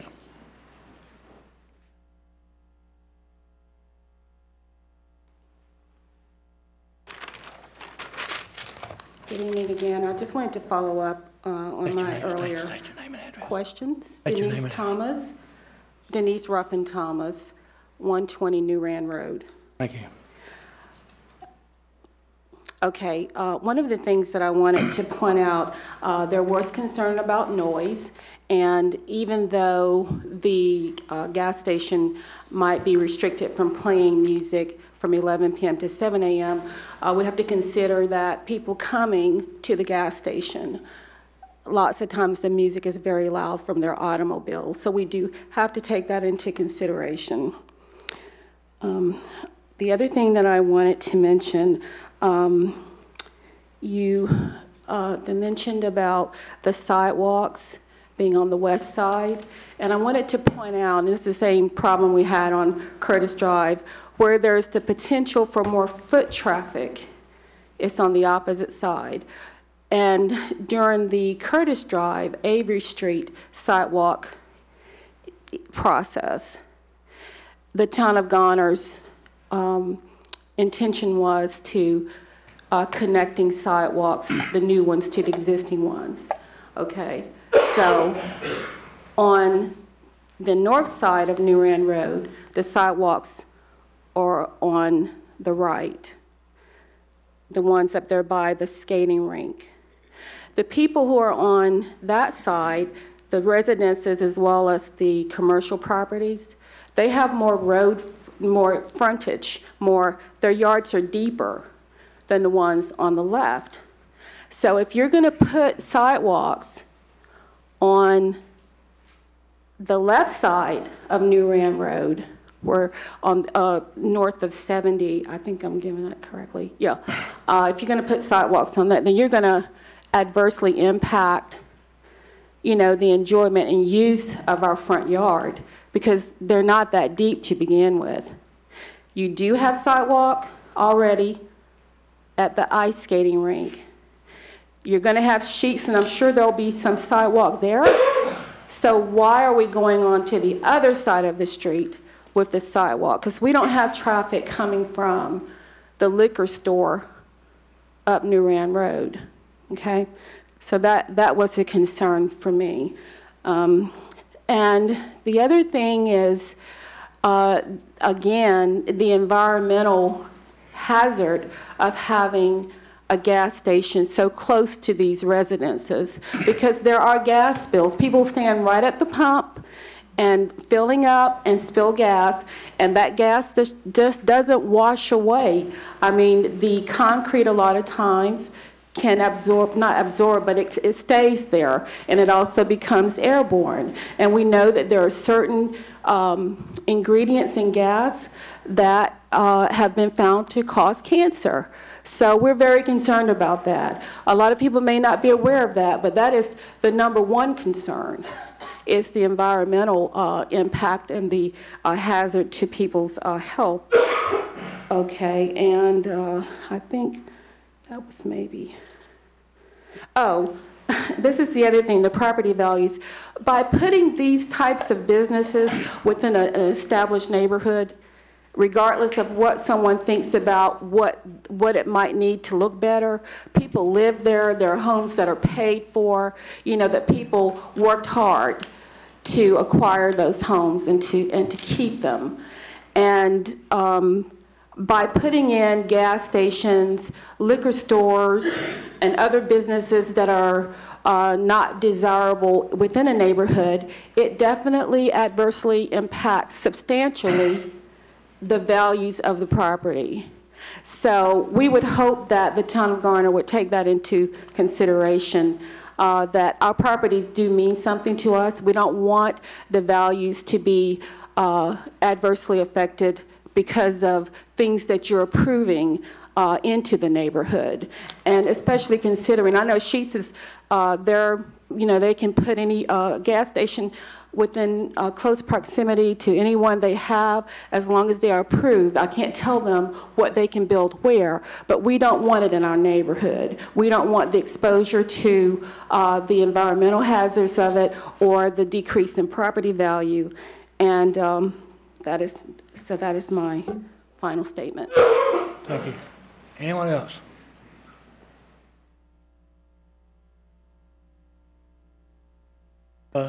Hi, good evening, Mayor and council members. My name is Mary Harrison. I live at 217 New Rand Road.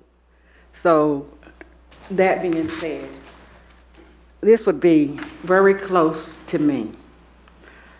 My property is the 8th lot from the highway. And on the side where Sheets is proposed to be being built. I realize that the highest priority may be right now growth, development, and revenue. And I know that that is, and we're all in favor of that. But I'm hoping that the lowest priority is not the citizens on New Rand Road. With that being said, I had a great concern about living that close to a convenient store. According to statistics, and if I'm repetitious, I apologize for that, but I can't emphasize enough some of the concerns. Lottery, crime, and the noise level, and fire and explosions because of gas lines and gas tanks. And I sat here and listened about the traffic as it's being said. And what's, according to statistics and actuality, is slight different. When I come home in the afternoon, if I'm coming down Garner Road, come across the tracks, turning onto New Rand. Once I get on New Rand Road, I can sit there and watch that light change 4 or 5 times, even before I can get across to that portion of New Rand on which I live. And then if we go back to certain times during the year, for instance, like Christmas, that's the worst. New Rand Road is not built to accommodate on-street parking, side street parking. There are cars that are parked all along New Rand, even in front of my house. That's at Christmas. This is what these reports do not show. And there are times also when I'm coming home and I'm crossing over 70 on, to that the southern part of New Rand, that the cars coming out of the ABC store. Sometimes the traffic is so backed up, they can't get out. So you have to, you know, if someone's coming across, and especially sometimes there are people, and I don't want to say me, but trying to make it cross before the light changes, and you coming out and somebody's coming in, coming from the liquor store as well. It's just like an accident waiting to happen. So I know that the front part of the Sheets project is facing 70, but the side where the delivery trucks and everything comes up from New Rand, it's just gonna make traffic even worse. And then we talk about the buffer, because right now, according to, I guess, one of the maps, it looked like the first 5 lots were being rezoned, and then the other 2, which is right adjacent to me, is not at the moment. But I know if the first 5, it'll just be a matter of time for the other 2. And if it allows convenience stores and all that other stuff, that, you know, that's like no peace and no safety. Now, and that is a high concern with me, and I'm quite sure with my neighbors as well. Anybody want to feel safe in their home? They want peace of mind. And then privacy. So we go back to the buffer when we talk about privacy. And it showed X number of shrubs 2 feet tall. 2 feet tall. That's not very tall. That's not a good buffer for me. I'm living right next to it, and I can see all of this. Then we say 2 trees, 5 feet tall. A buffer. Privacy goes totally out of the window. No peace, no safety. And it does, convenience stores has a history of bringing about loitering.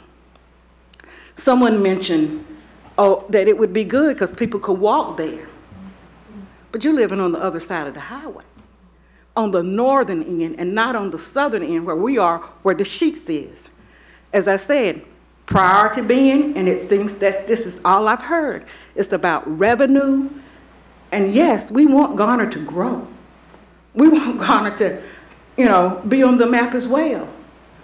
But we also want to be safe. We also want peace of mind, and we also want happiness. And this is why I'm asking that you will please take in consideration not putting a convenience store in a neighborhood where people want some peace of mind. Thank you. Anyone else?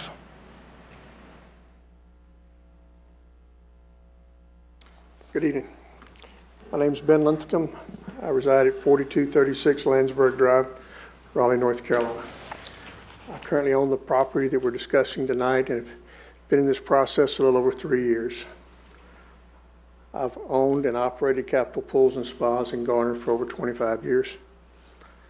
I built the business, I built the corner, and we have diligently worked to try to work with the folks here and staff.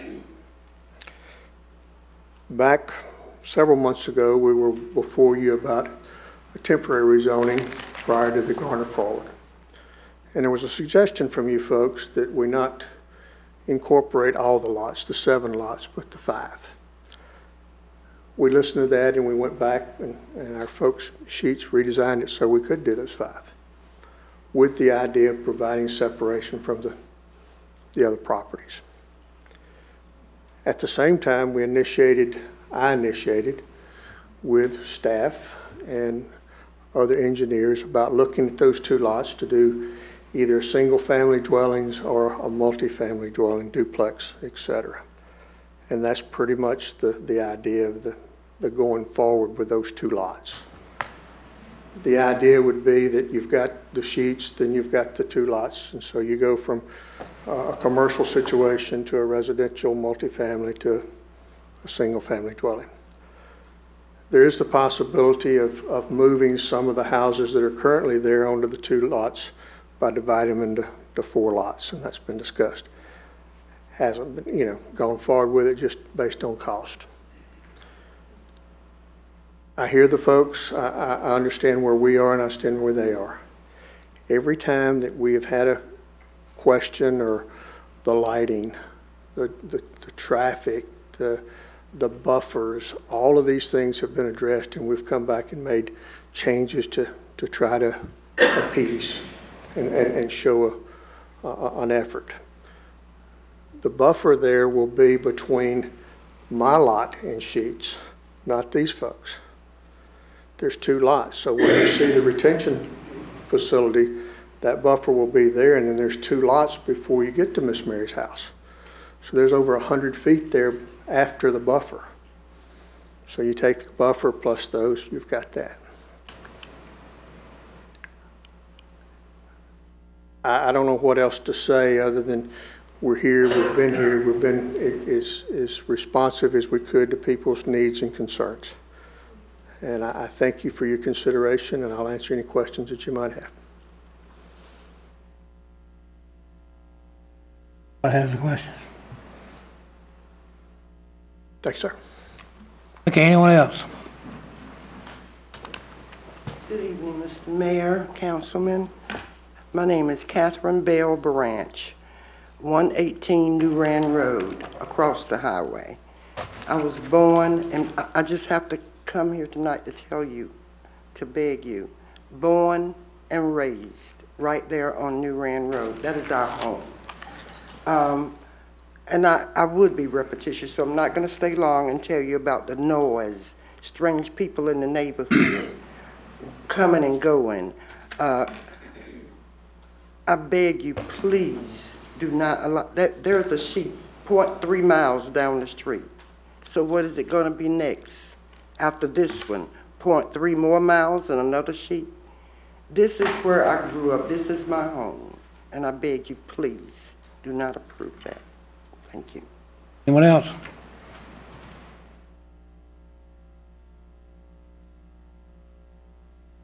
Yes, sir. Good evening, Mr. Mayor, Councilman. My name is Lash Hokut, and I reside at 1208 Stapleton Drive. I live on the southern end. We heard traffic, we heard noise, we heard crime. But my major concern is that intersection is one of the deadliest intersections in Garner. Just today, there was an accident. And as I listened to the property owner, there's a difference to own property than to live in the neighborhood where your property is. My concern is, I live further down the road. I hear traffic analysis. I don't know where he's been, and I don't know where he got his facts from. I've traveled that road many days and all times of night. The traffic on New Rand Road is terrible. Not only from where I live, but all the way over to Garner Road. You got a new subdivision coming in off Garner Road. I used to work for the city of Raleigh before I retired, and retired as a Marine. But coming down Jones Sausage Road anytime after 3 o'clock, you cannot get to this side without a traffic jam. So putting sheets in my neighborhood, I think not only is going to cause a traffic jam, but you're waiting for an accident to happen right in front of your eyes. Don't even try to get to the liquor store during the holidays.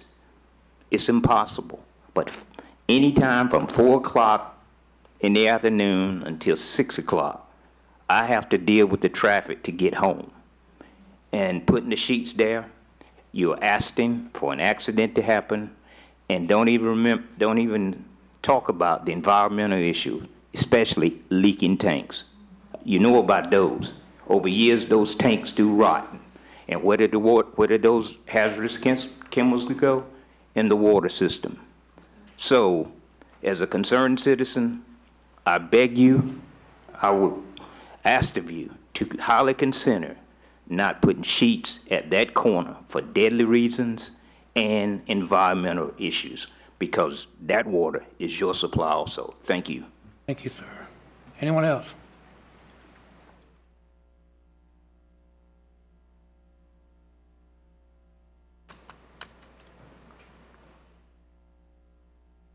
Hey, Bill, what was it? I believe we're ready for the applicant.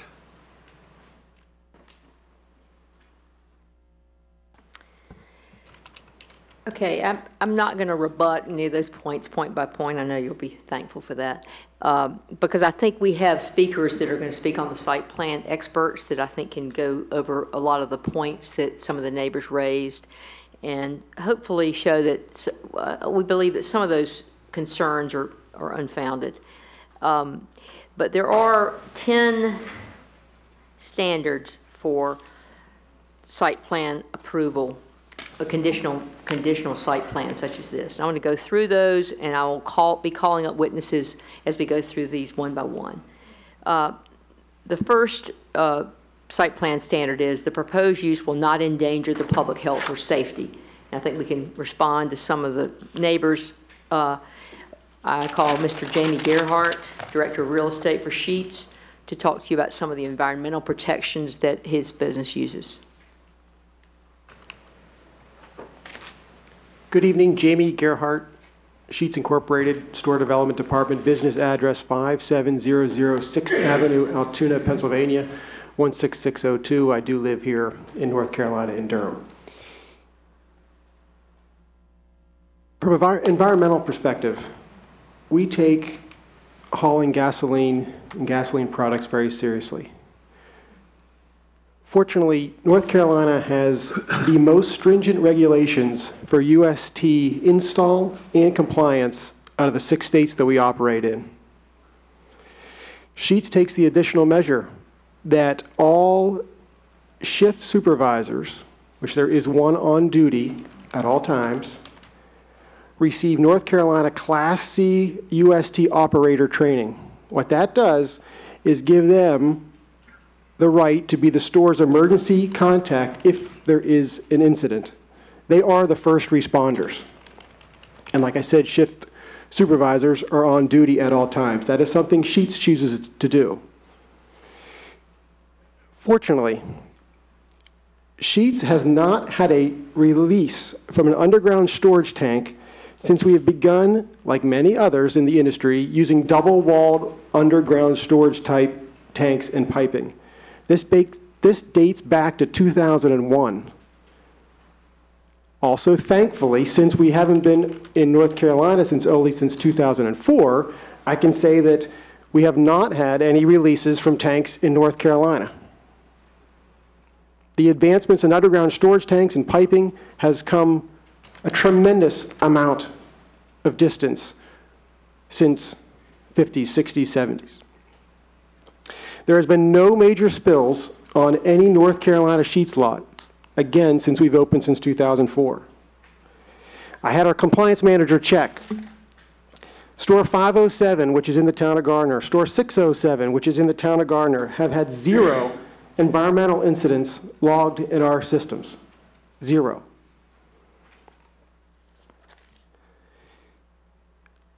Two other things that we do to take operating and selling gasoline seriously. Sheets has a 6-hour response priority to any sensors if they go off. You have this double-wall tank. Inside the tertiary space, if you will, there's sensors. If any of those happen to go off, we have a 6-hour priority. Federal guideline says you have a 24-hour priority. So again, we are upping the ante when it comes to taking this serious. All stores also get third-party monthly walkthrough inspections. That's per federal regulations. And Sheetz does our own comprehensive inspections quarterly. Again, in addition to the annual comprehensive inspections. I understand there could be concerns on the surface. I think we've demonstrated with 2 stores in the town of Garner that we take it seriously and we do a good job at it. I think NC Diener would vouch for our UST and compliance programs. What makes Sheetz somewhat unique also is that CLI, Convenience Leasing Inc., is the party that distributes our own gasoline. The Sheetz tanker trucks are actually Sheetz tanker trucks. They are members of the National Tank and Truck Carriers Association and have won first place awards 2017 and a first place award in 2016 for safety. Again, I understand the concerns. I think we have the track record as a company and specifically in the state as well as in the town of Garner to show that we can do this as safely as possible. Thank you. Any questions? Thank you all. Thank you. Okay, the next standard I want to talk about is the proposed use will not substantially injure the value of adjoining or abutting properties. And we heard some concerns from neighbors. I would like to call Tom Hester of Hester and Company, MAI appraiser, to speak to that issue. Good evening, Council. Again, I'm Tom Hester, Hester and Company, 228 Fayetteville Street in Raleigh. And I am a state certified general appraiser. I'm a designated member of the Appraisal Institute, a national professional organization. I have the MAI designation, a North Carolina broker's license. I've been an appraiser in Wake County for over 30 years. Ms. Maddox asked me to take a look at property values in the area and also really specifically property values around this type of use. I was able to identify another Sheetz in Wake County that's existing. It was built in 2015. It's adjacent to a residential subdivision in Fuquay-Varina. So a similar situation. In that subdivision, I was able to use the Wake County GIS data to identify transactions, property sales of houses that are essentially very similar, built about the same time, about the same size. So sort of a controlled set. I used the paired sale analysis, which is a typical appraisal technique. And what I found in Fuquay-Varina was that the properties that were adjacent to the Sheetz property sold at basically the same prices as the other properties in the same subdivision, not adjacent to Sheetz. I've also done that same type of analysis on other types of uses that are retail uses, most recently in the western part of the county, looking at shopping centers, looking at banks and restaurants with drive-through facilities. That's not exactly the same as what we're talking here. It's the same sort of market dynamic, and I found the same results. So my conclusion looking at this property is that this proposed use will not harm the adjacent properties that are nearby. And then I will just point out, it's been already said, but part of this property is already zoned CR. So I don't think a Sheetz could fit on the part of the property that's zoned CR, but another convenience store could be located there. So really, when I look at the proposed use, I think of what are the other commercial, non-residential uses that could go there. And also the corner, the immediate corner is still zoned residential, but in my view, that is not, that's not a great residential site on the immediate corner of US Highway 70. So this is a typical retail site, it's a typical convenience store site serving the highway corridor in the local neighborhoods. There's the store in Fuquay, that was built when? 2015. Okay, the neighborhood, those homes, you know when some of those were built? I'm assuming you do. 2006. Okay, so the neighborhood's less, neighborhood was built about 10 years before the convenience store? Yes. Okay, thank you. I've got a report I'd like to hand out if that's okay.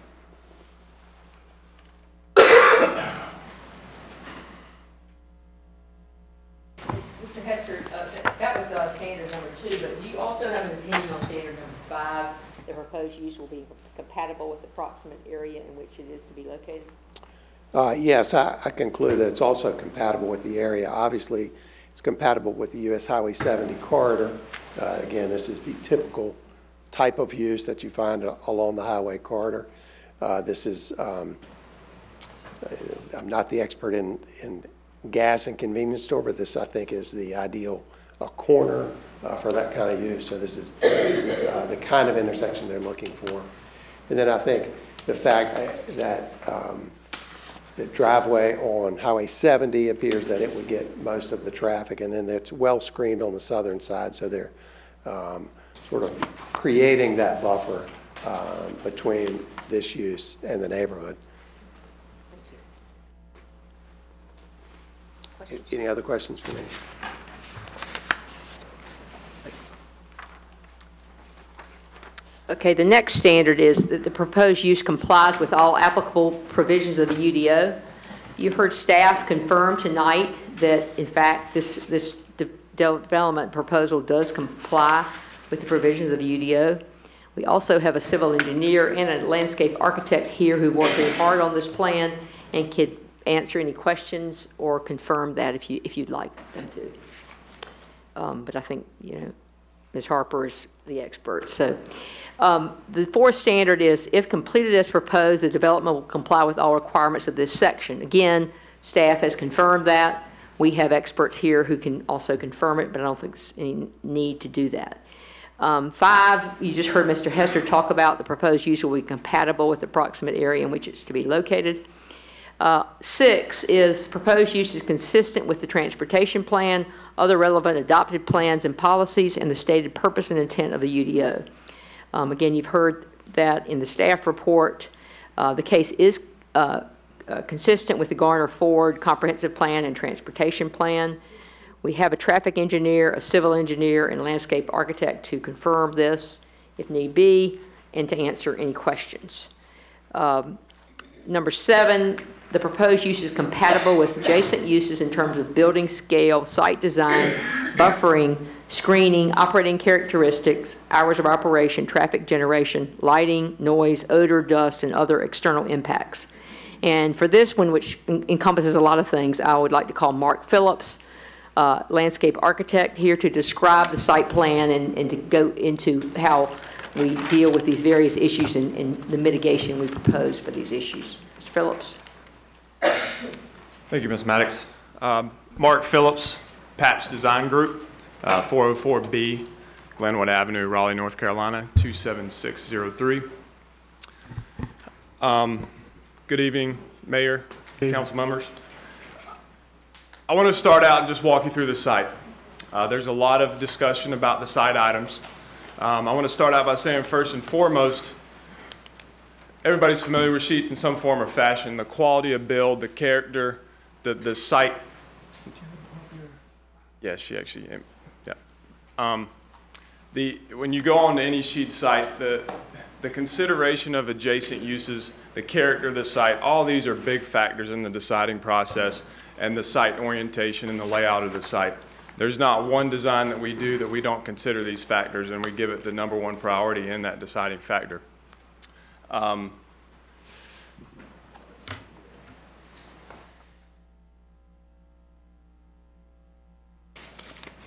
Throughout this discussion, I'll be showing a few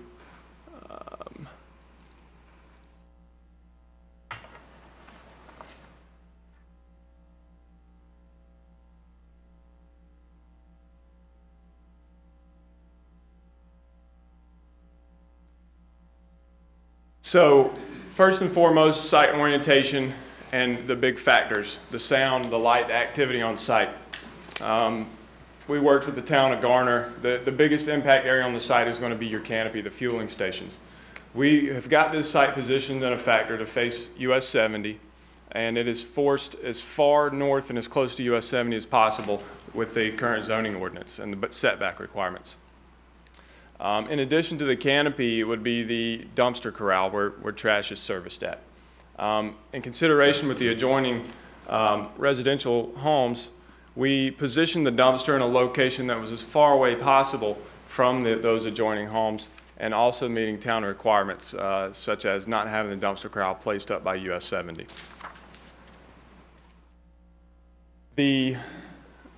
All the Sheetz locations, or the newer ones, have a restaurant inside them, and with that comes seating areas, place to dine, place to sit down and enjoy yourself inside and outside. On the residential side of the building, we have placed the picnic area. It's a substantial sidewalk width. I believe in this case it's 10 feet wide, where people can, when they do go there, walk there, drive there, however it may be, they can actually enjoy themselves while they're there. Talking about site circulation, I want to start off with the site circulation and talk about delivery trucks. There's a fuel truck and a food delivery truck that come to the site. The intentions, Sheetz representative mentioned earlier, they own those trucks and they control those trucks. All delivery trucks that they own that are delivering food, in addition to trucks they do not own, such as Pepsi, Coca-Cola, any product that comes in from third party, they're going to be entering through the US 70 access drive. We intentionally do not want those delivery trucks to utilize the New Rand Road access to minimize their impacts on that street. I know earlier Mr. Singleton asked a question about the circulation and the site plans, and that's simply just to show that the vehicles at their actual size will circulate the property. The drive aisles are made wide intentionally for that. When the delivery trucks are on site, for instance, the fuel truck discharges fuel on the passenger side of the vehicle. The underground storage tanks, which are the light gray up in this area, are specifically placed in that location so that when the truck pulls in, he can offload on the passenger side and stay out of the drive lanes of those others visiting the site. Parking. We've got ample parking here to keep people out of the drive lanes, the visitors that do come to this site. Let's get them out of the drive lanes and keep this parking and the circulation flowing continuously through the site so it doesn't back up onto the streets. Talking about, once again, the character and the adjoining uses.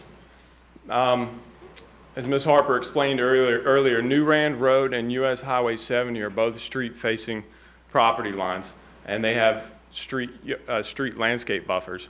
The more critical buffers that are a concern for Sheetz and the adjoining neighbors is the buffer to the south and the buffer to the east. The use to the east is another commercial use. It is a 10.5-foot buffer and is landscaped per the zoning ordinance, or the Unified Development Ordinance. The southern buffer, once again, the spacing is critical. There is a bioretention in this area here, so there's horizontal spacing. And there's also river birch trees along the backside of the building that also soften that buffer between the property line and the building use itself. Now, specifically talking about the buffer on the far south end and how it relates to the conditions of the rezoning portion, this buffer before this meeting was met 100% per the Unified Development Ordinance. And one of the conditions that we added was adding the 22 shrubs, trees, the combination of both. There was a 25% increase in that density. And what the objective here was, if you'll see, we wanted to do a continuous evergreen hedge from the far west side of the property all the way through to the east. And by doing so, there's dense vegetation. It's all evergreen. It's thick foliage. The installation size that was referenced by others in the neighboring area, those are the available sizes at the nursery when purchased. The intention of this buffer is to be let grown to be a natural state, and the maintained height is the critical part in that condition. We want those heights to be maintained at an elevation and a height above the common eye level so that long term there is a visual barrier there, both visual, sound, and mostly that's it. So I have another exhibit I want to show. While you're talking about landscaping, can you just clarify, because one of the neighbors had a concern about plants being so. I know you just said it, but what we want to make sure is that was the size of planting, and the size of maturity is much taller. Correct, yeah, so some of those plants, like I said, once again, when you go to the nursery to purchase those locally, or anywhere in the state, or anywhere in the southeast really, that are going to produce most of the plants where they come from, those are going to be, for the most part, your largest sizes available of that plant species. Yes, you can find them in larger sizes, but you start running into quantity issues when you start ordering them at such sizes, and so it becomes a complication. And then there's time limitations and things of that nature. But these plants specifically that I chose in this design, the evergreen hedge, are qualified as what's considered fast-growing vegetation. We're talking about hollies, pine trees, Shindo viburnums, which is Shindo holly. I know these is foreign languages some, but these are all fast-growing, dense, evergreen vegetation. So we've produced this exhibit here. This is on the southern lot just south of our proposed site, looking north towards US 70. In the top you see the proposed landscape, and on the bottom you see the existing state. You see the level of privacy that is there now. There's not much, because all that's there is evergreen and deciduous trees. Part of this proposal is to enhance that buffer and provide a better buffer between the two uses. At maturity, this is based on the landscape plan that's being proposed. This is what that buffer will look like at maturity if maintained at the height specified in the zoning conditions. As you can see, there's a solid buffer. It's continuous. It defers foot traffic in and out from property to property. It defers light pollution, and it helps absorb some of the noise as it comes in and across property lines. Once again, there's a significant horizontal distance between the first property and the sheets, and where most of the noise is happening anyway. So with this type of buffer and at its height, it should be a substantial reduction in noise.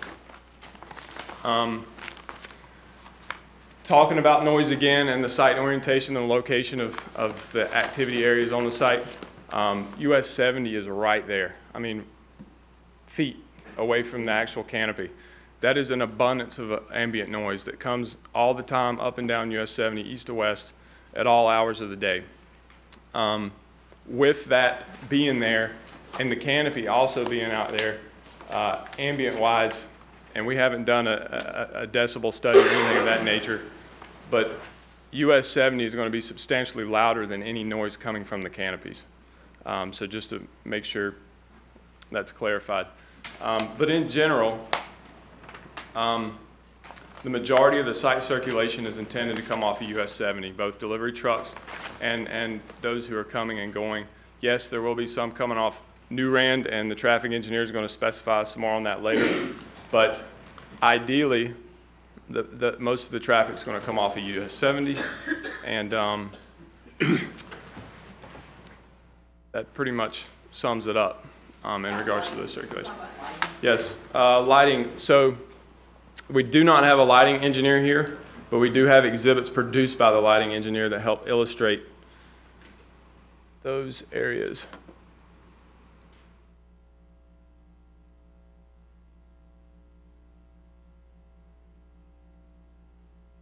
I'm going to zoom in to the far right corner here. Orientation is still north. New Rand is here. US 70 is in the front. The site lighting does meet the minimum standards for the development ordinance. They do not go above and beyond to light the site more than is necessary. They light it enough for safety reasons and to meet the ordinance.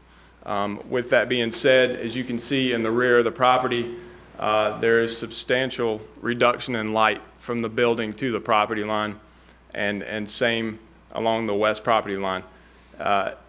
Yes, there's some bleed over into the street, but if you look at the photometrics plan that's provided with the site plans that are reviewed, I think there are 0.0 light levels at the adjoining property line across the street.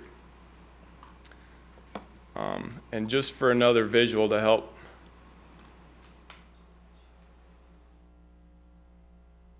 this is an example of the same type canopy here in Wake County. It's actually in Holly Springs. And it doesn't represent well on the big screen, but if you look at it on your monitors, it should. This is a realistic idea of what it looks like in person when you're on site. And you can see how quickly the light bleeds off as it leaves the canopy.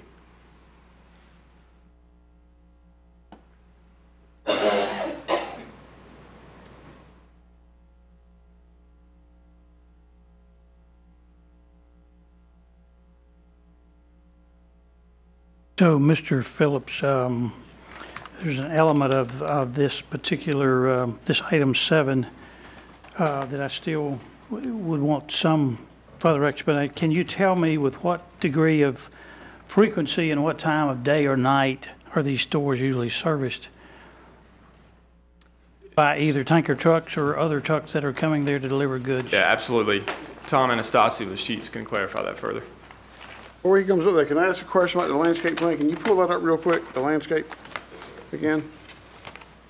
That. So I got a question. There still is no buffer for that house right across the street where the driveway is. On the west side of New Rand Road? All we're talking about buffers is the house right across the driveway. And all those lots over there are past, south of the ABC store, zoned R9. There's a house sitting right there and there's no buffer for that. Yes, sir. Unfortunately, there's no location to provide a buffer for that lot, or we would provide one. Gotcha. Okay. Not the time for those questions right now. Let these gentlemen get their chance to talk first.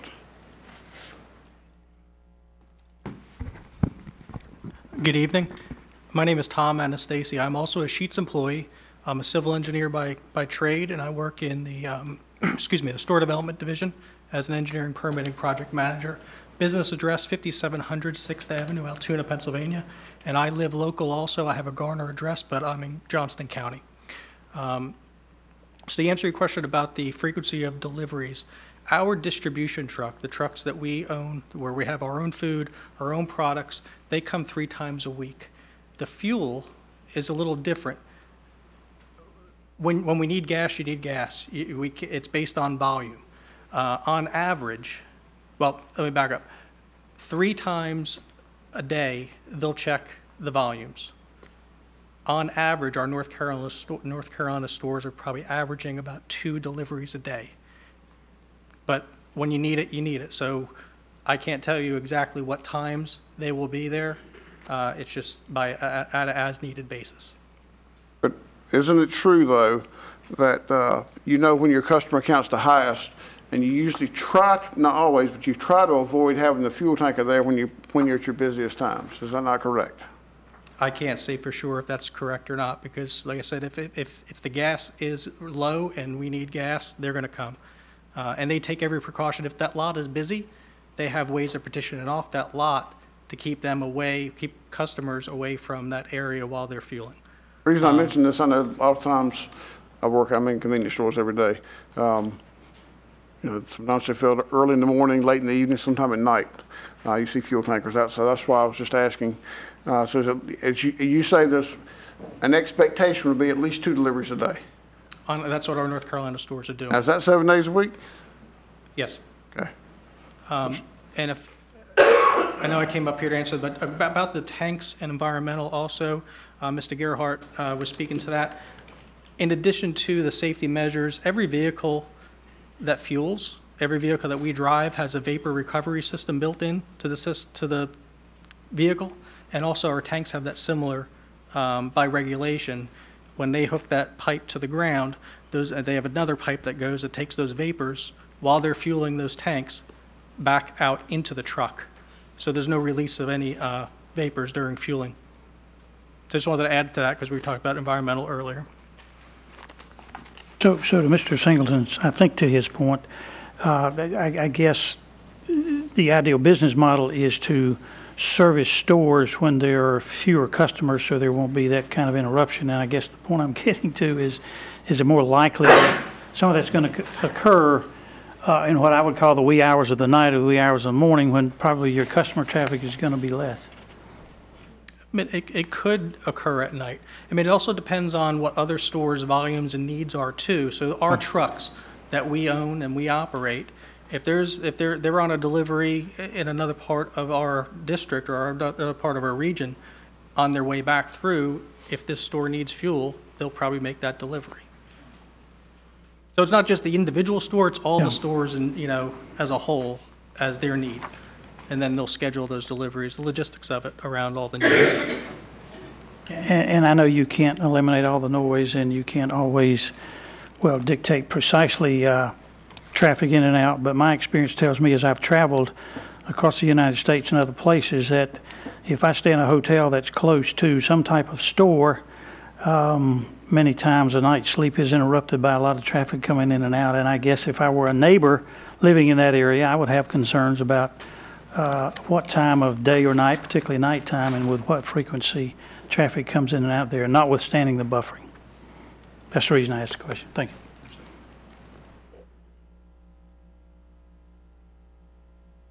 Go ahead. Thank you.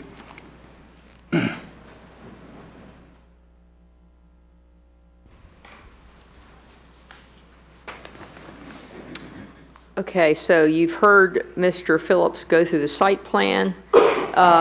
The next standard is any significant adverse impacts resulting from the use will be mitigated or offset, including impacts on the natural environment.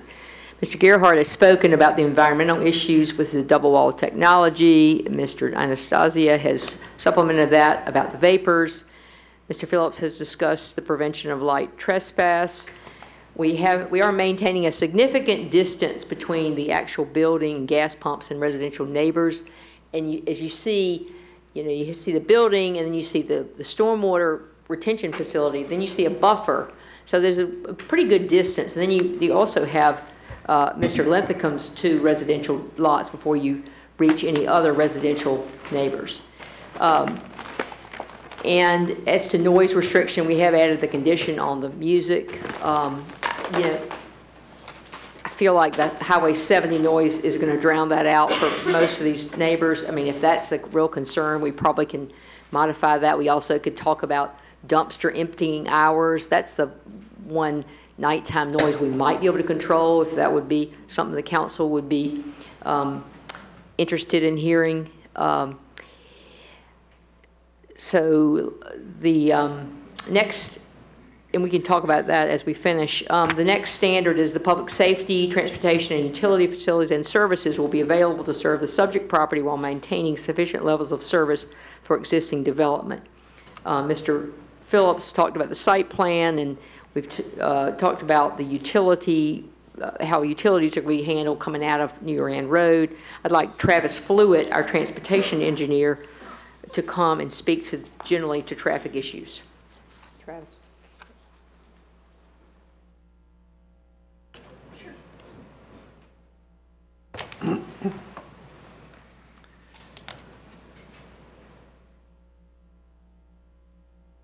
Good evening, Travis Fluitt with Kinley Horn & Associates, 421 Fayetteville Street, Suite 600, Raleigh, North Carolina, 27601. Yeah, that's perfect. Thank you. I am a registered professional engineer in the state of North Carolina with over 15 years experience performing traffic impact analyses and traffic capacity analyses, and I did perform the traffic impact analysis for this site. The TA was performed in coordination with NCDOT and town staff. The study area and all assumptions were reviewed and approved by NCDOT and town staff, including the distribution of site traffic, the trip generation, and the background growth rates. We used traffic volumes from the study that we, Kinley Horn, performed for the town's project at the intersection of US 70 and New Rand Road. I also performed that capacity analysis. And we grew those traffic volumes at 3% a year up to the projected build-out year of 2020. It's when the site was projected to be open and operational. And we included the town's improvements, the improvements associated with the town projects, which are specifically the construction of northbound and southbound left turn lanes at the intersection of US 70 New Rand Road. So this northbound left turn lane shown here, and then a southbound left turn lane on the opposite side mirroring it.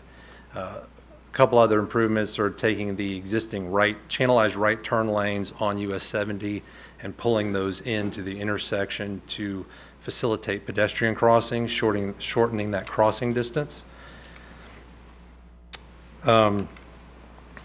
We studied the AM and PM peak hours at this intersection. Specifically, those hours are 7 to 8 AM and 4:45 to 5:45 PM. And then we generated the site traffic for this and added it onto the roadway network. One thing about gas stations and convenience stores is that approximately two-thirds of the traffic generated by these sites is what we call pass-by traffic. That means they attract traffic that is already out there on the roadway. You know, they're called convenience stores because people pop in, turn right in, and then turn right out. You know, you don't generally go out of your way to go get gas. You stop by on your way home, and then you continue on your way. You know, you're not sitting at home at 5 o'clock and, man, I really use a bag of Funyuns. I'm going to go out to New Rand Road and get a bag of Funyuns. It's something you do on your way either to work in the morning or on your way home in the afternoon. So this site is expected to generate approximately just under 100 AM and 100 new AM and PM peak hour trips. So to clarify, there was 92 trips in the AM, approximately 94 trips in the PM. So that's split pretty evenly entering and exiting. So in the AM peak hour, you'd expect about 40 vehicles entering the site and 46 new vehicles exiting the site. And in the PM peak hour, about 47 new vehicles entering the site and 47 new vehicles exiting the site. And those new trips are the trips that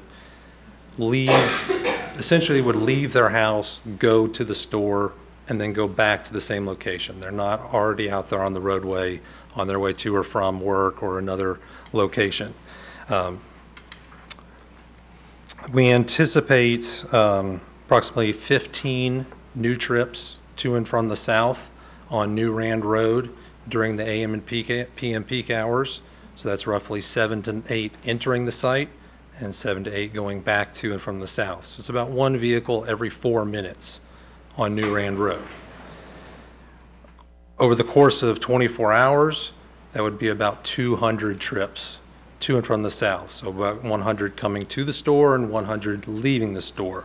So, you know, spread out over the course of 24 hours, you're talking about less than 10 vehicles per hour, or about one every 6 minutes on average. We were talking, Mr. Patel showed the ADTs, and there were questions about the daily traffic volumes on New Rand Road and how they've gone down.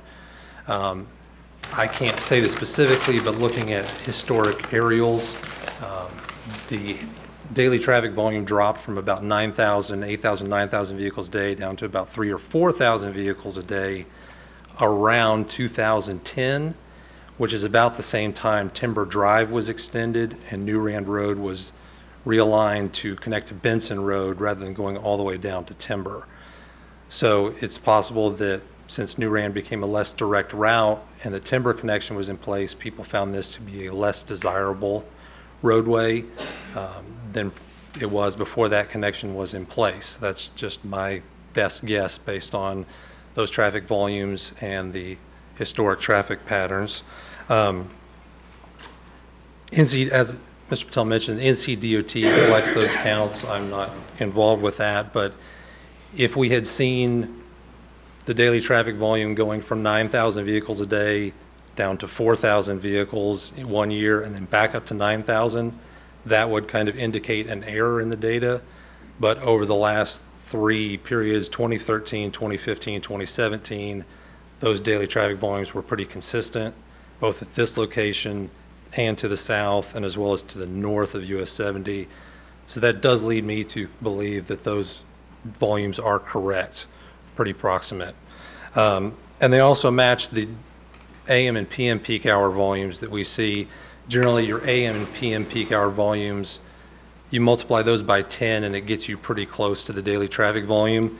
The AM volume on New Rand Road to the south is about 350 vehicles in the AM peak hour and about 475.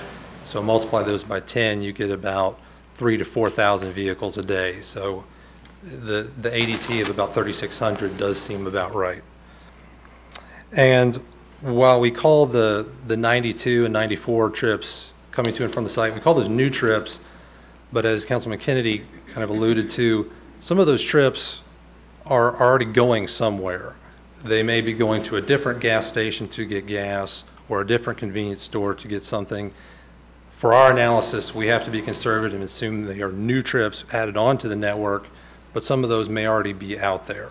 So could be a little bit of double counting of trips, but we try to be conservative in our analysis, and even though some of those may be double counted, that's how we do it. A couple other uses that could generate the same or more peak hour trips as this site would be a approximately 10,000 square foot daycare center, a 15,000 square foot retail strip center, 15,000 square foot pharmacy, or a 4,000 square foot fast food restaurant. All of those would generate approximately the same number or more new peak hour trips than the proposed use. As discussed, the site will be accessed by a right-in, right-out driveway on US 70 and a full movement access on New Rand Road. We originally proposed the New Rand Road driveway across from the ABC store driveway. However, NCDOT told us to move it further south in order to accommodate that southbound left turn lane on New Rand Road. And what we're going to do is basically tack on this to the back of the town's left turn lane that the town is constructing to provide that left turn lane. This will be a designated left turn lane. It's not going to be a two-way left turn lane between this driveway and the left turn lane onto 70. They will be separate and striped out. So there will really be no change to how the ABC store driveway functions. Somebody will not be getting into this left turn lane conflicting with Sheets traffic. They will turn right here just as they would with or without our site. I believe there was a question about the extent of the widening for the town's project, and it goes about to where the proposed driveway is. So the tapers from this, the left turn lane that the town is constructing, extend to about right here, which is about in front of the first house on the west side of New Rand Road. We are extending the right turn lane on US 70. As shown here, there was a question at Planning Commission about why we were not extending it all the way back to tie into the intersection of New Rand Road. That was at the direction of NCDOT. They did not want a continuous lane.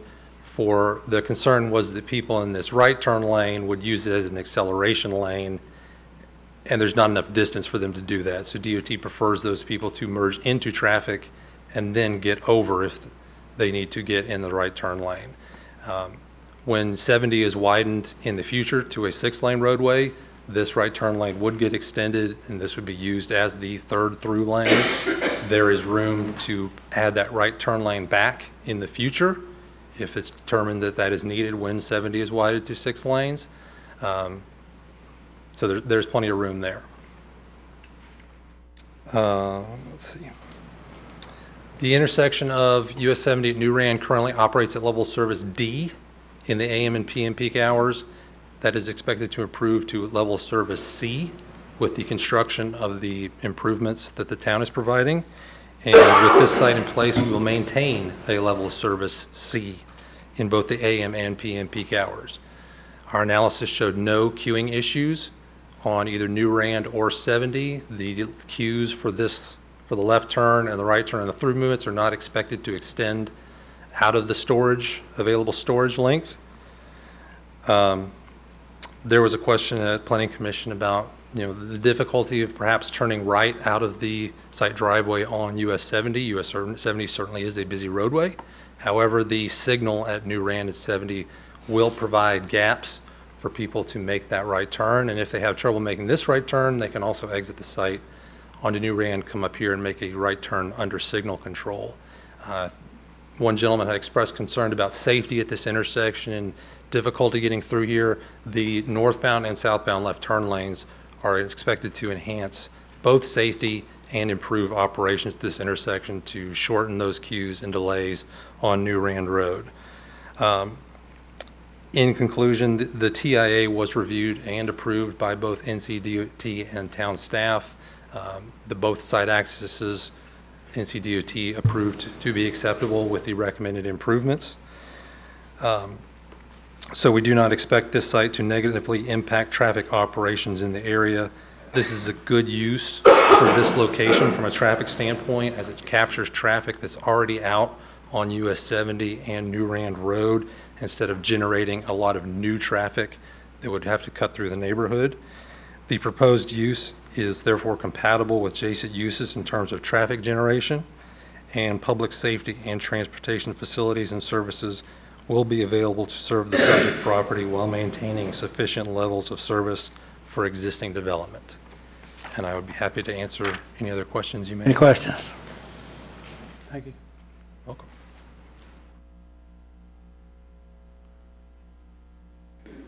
Thank you, Travis. Then for the final criteria for conditional site plan is adequate assurances of continuing maintenance have been provided. And I'd like to call Mr. Gerhardt back up to talk about the maintenance standards at the Sheetz stores.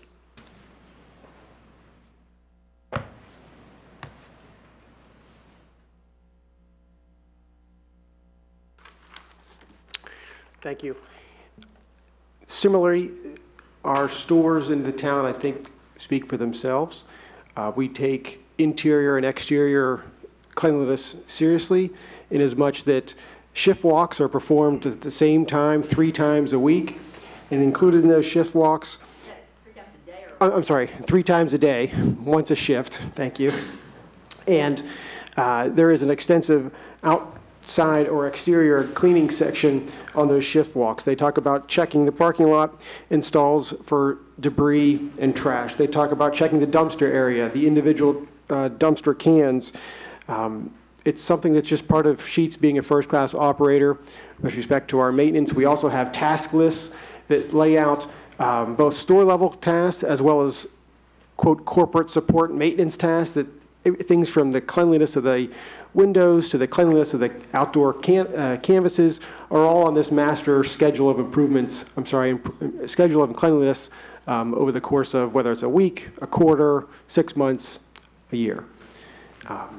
If there's any questions, but the shift walk really is the store's tool to do that 3 times a day. And would that deal with things like litter? It does deal with litter.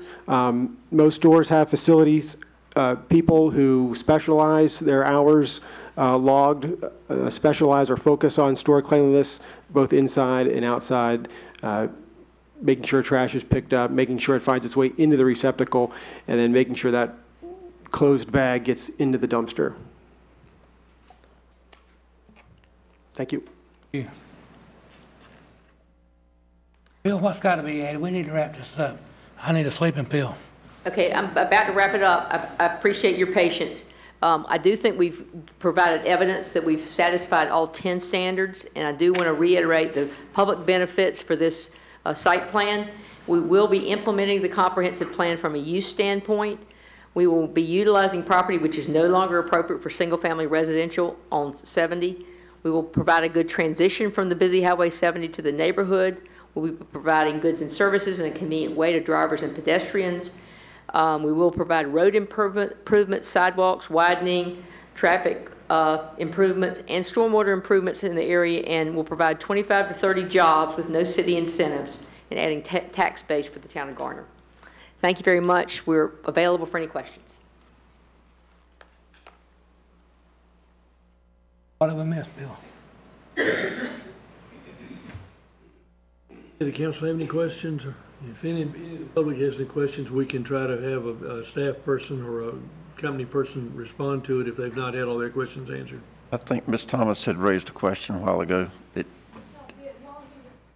You need to come up forward, please.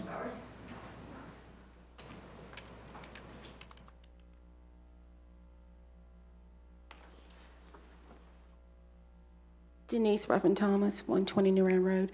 While he was going over the site plan, he mentioned a bioretention, and I believe that is a pond or an area for runoff. And I wanted to have him describe that area and what to expect from it if it comes there, and also who regulates how those ponds are, installed and maintained, and just giving the residents some idea of what that would be, because I don't think they understood. And during the time of stormwater runoff, is there a potential hazard of gasoline getting into that area because that's direct contact with the ground. So I wanted to get an understanding of that. Thank you. Absolutely. Mark Phillips again with Paps Design Group, 404B Glenwood Avenue, Raleigh, North Carolina, 27603. I'll probably let Chris come up and talk about the technical aspect of the bioretention and its treatment for pollutants going into it. Other than the technical portion of it, the bioretention is it's a dry basin other than storm events. So majority of the time, unless there's a rain event, it is dry. It's got grass in it. It's a safe area. It's shallow. But I'll let Chris with Kimley Horn. Chris Bostic, Kimley Horn, 421 Fayetteville Street, Raleigh. Mark did a good job of really summing it up. In a regular scenario where it is not raining, the bottom of that basin is green, it's grass. If you get a rainstorm, it'll fill up with as much as 12 inches of water. That's the maximum amount of water that will go in there. There's a drain that sticks up about a foot above the ground. Water will go in that drain if it gets higher than that, and there is a underground detention chamber underneath the parking lot right there that holds the majority of the water during a very large rainstorm. So that sums it up. I'm here if there are any other questions. Thank you.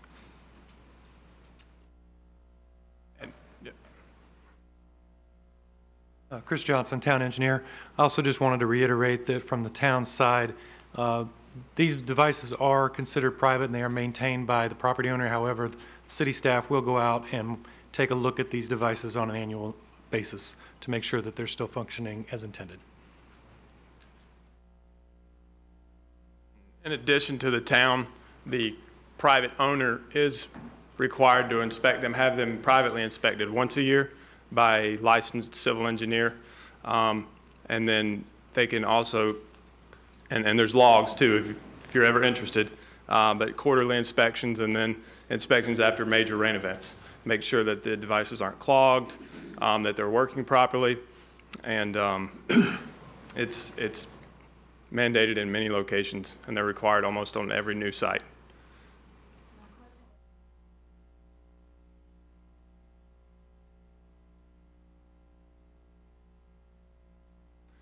There is potential for that, but that's the purpose of that device, is to clean those pollutants. It has a below the ground, below the grass, there is a certain media type that filters that water as it goes through, and there's microbacteria that help break it down.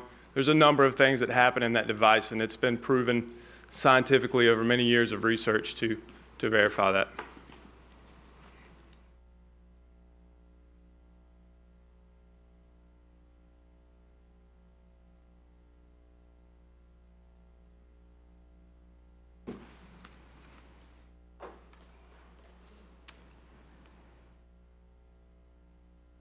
Anybody else? Any questions, concerns? Questions? I believe we're through. Thank you. Anyone else want to speak? Yes. Wilma Dunstan, 230 New Rand Road, Garner, North Carolina. The representatives of Sheets stated that they have safeguards, precautions, monitors, double coatings around the underground storage tanks, all in place to reduce the possibility of gas leakages. What you were not told was that there have been 4 environmental violations against Sheets, 3 workplace safety or health violations, and 1 wage and hour violation, totaling $1,023,325. The latest being in 2018, when Sheets was fined by OSHA for workplace safety or health violation.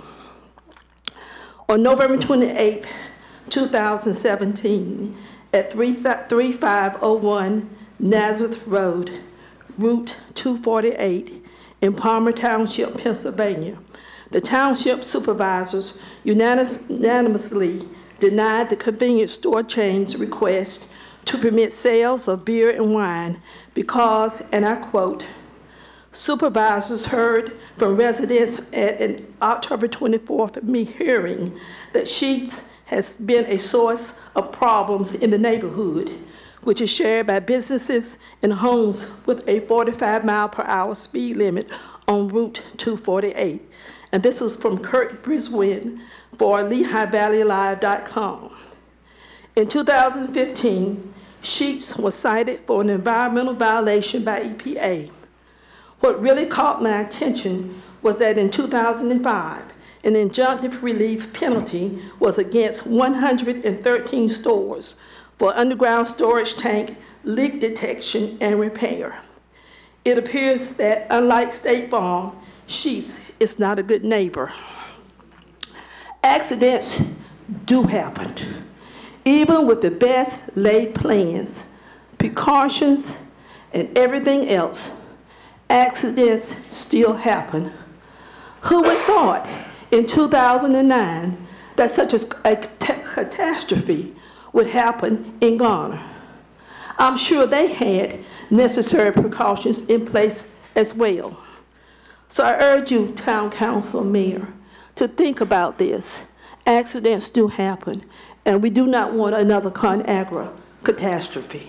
Thank you.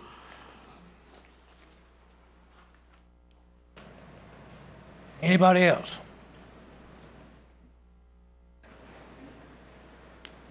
Thanks, Matt Bill. Is that it? Looks like it's time to close if nobody else speaks. One more time, does anybody else want to speak? I'm going to close the public hearing. Call for a motion. Could we have a little bit of discussion first? Make it short and sweet. Seriously, I'm ready to make a motion. I think But's point is well taken. Hold your motion. Have a chance to make comments. I've got it written, and I'll try to be as concise as possible, but commercial and retail business is coming to Highway 70. It's not a result of Sheets or this council. It'll happen by another, but it's coming. Highway 70 has been changing. It's constant, might be slow, but it'll change. I'd say that Mr. Linthicum has implemented a logical plan for an entrepreneur by accumulating properties over a period of time. Although there's some level of risk in doing this, it's not a slam dunk when you do it. He's taken a risk, but it was a very logical, practical, well-designed effort. Sheets has followed the rules, the ordinances, the guidelines, good planning practices. They've engaged experienced professionals, produced a plan that is the least intrusive for the neighborhood as they can present in their business model. And I would commend you on your efforts. To the community has spoken well. And it's hard to contest the fact, though, that Mr. Linthicum and Sheets have followed a logical plan, legal, in accordance with our UDO and applicable standards. Yet, yes, Sheets presented a good case as per the requirements of Garner policy. It's evident, and in my opinion, that from what Mr. Gerhardt mentioned earlier on, Sheets is safety conscious. Yet there's one issue that's hard to overcome, and that's the disruption to the community. It's a long-established community, more than one generation. It's not highly transient, but rather with long-term residents with ties to the area. It's a community that's somewhat unique.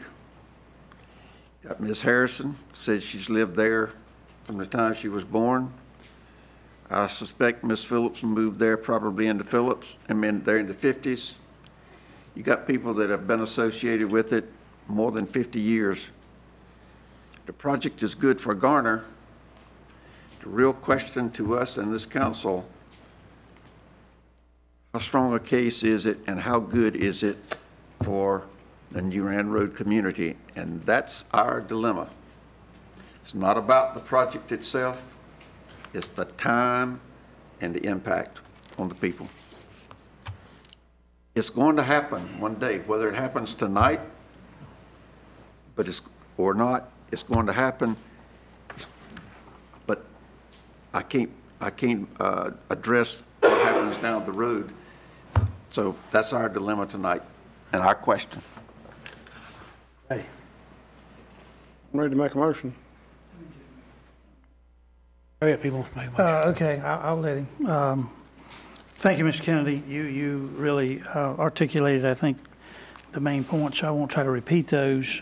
I would just say that from my perspective, Sheets is a good company.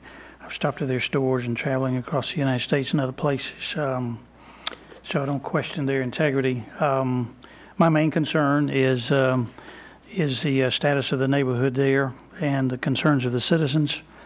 And so the challenge is trying to represent a business that I think would add value to our town and weigh that against the great concerns of a good portion of citizens who live in that area and have the real concerns, as they've expressed here this evening, about something like this in the neighborhood. The Sheets we have here that I think is up at White Oak, I think is in a good location. You don't have to worry about neighborhoods and places of that type up there. This council did deny a Sheets application several years ago down at the New Bethel Road church area, maybe for slightly different reasons, but so the circumstances were the same. But I'm having a real problem agreeing that this is a good site for it. So I'll be happy to hear from Mr. Singleton. I concur with what both of you have said. I'll make a motion. I move that the town council find the rezoning request inconsistent with the Garner 4 comprehensive plan for the following reasons.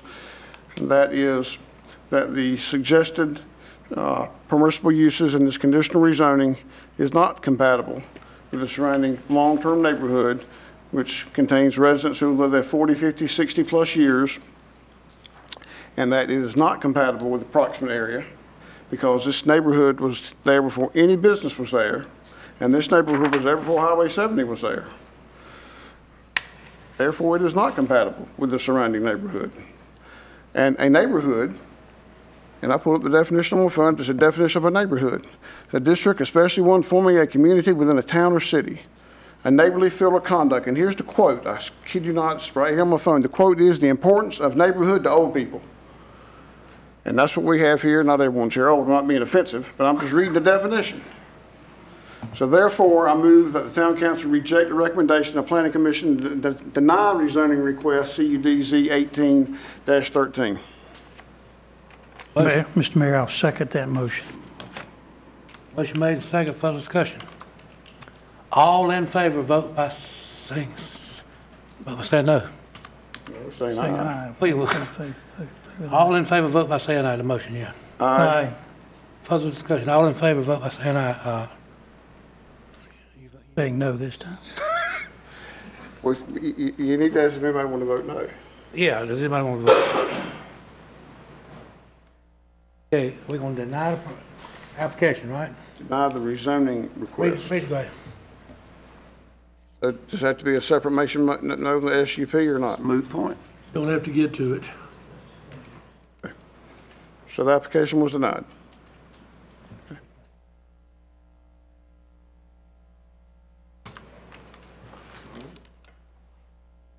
Next item. For your next case. Everybody satisfied? No, I'm sure not. All right, new and old business. The Godwin property, Jordan Road.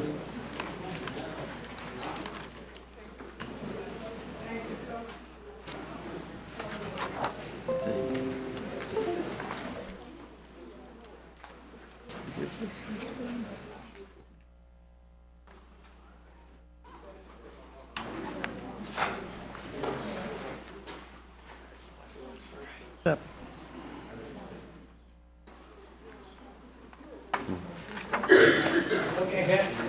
All right, good evening, Mr. Mayor. I'm back again for the Godwin property general use rezoning.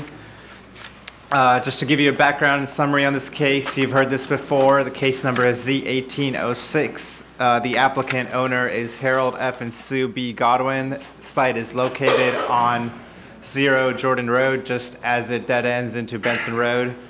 The size of the tract is 18.59 acres. The public hearing for this project was held on January 22nd.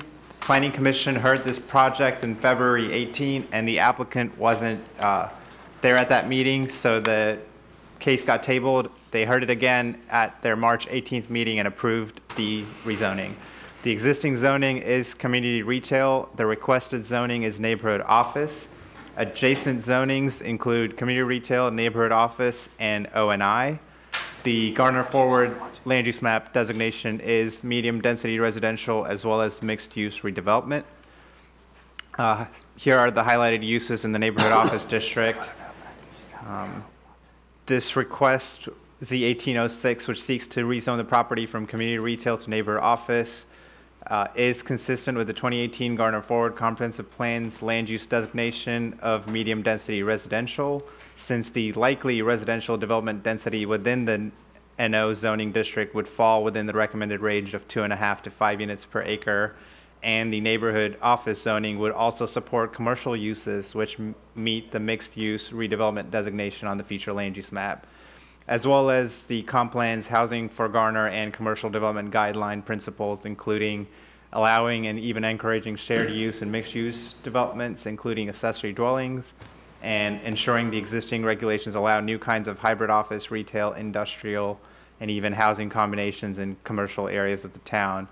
Additionally, the requested zoning is consistent with the surrounding land uses along Jordan Road and 1010 Road in this area.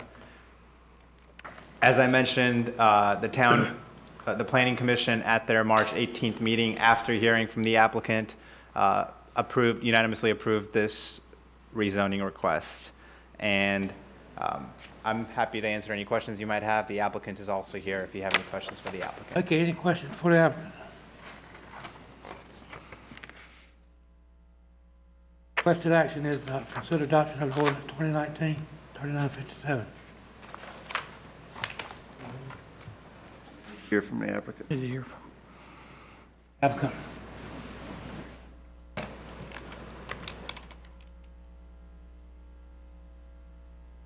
Hey, I'm Tim Godwin. I live at 9905 Huntwick Drive in Raleigh, 27603. Do you have any questions? Is this property, I rode out there the other day, and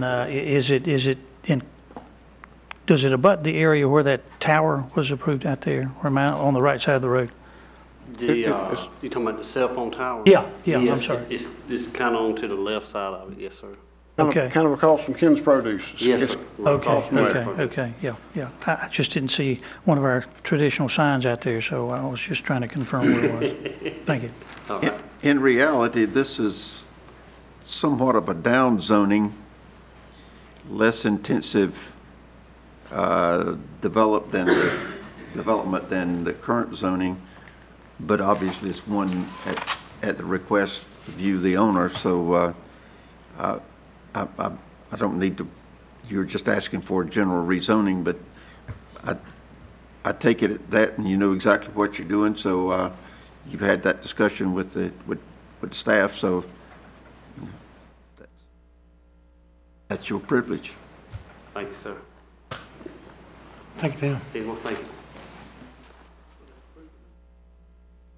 Ready for a motion? Yeah, let's make a motion. Ken. Mr. Mayor, I move the town council accept staff statements regarding zoning consistency with the comprehensive growth plan detailed in section 4 of the staff report as our own, and I therefore move further the town council adopt ordinance 2019-3957 approving rezoning request Z1806 as it is reasonable and in the public interest, because it will likely, excuse me, I had the one I wanted to use, allow the development of appropriate density of housing in the area in which it is located. The motion, is there a second? Second. Further discussion, all in favor, vote by saying aye. Aye. All opposed. I think I meant to use the second one. It's okay, I think I meant to use Ms. this. Shaw. Gave you the night off for a while, didn't I?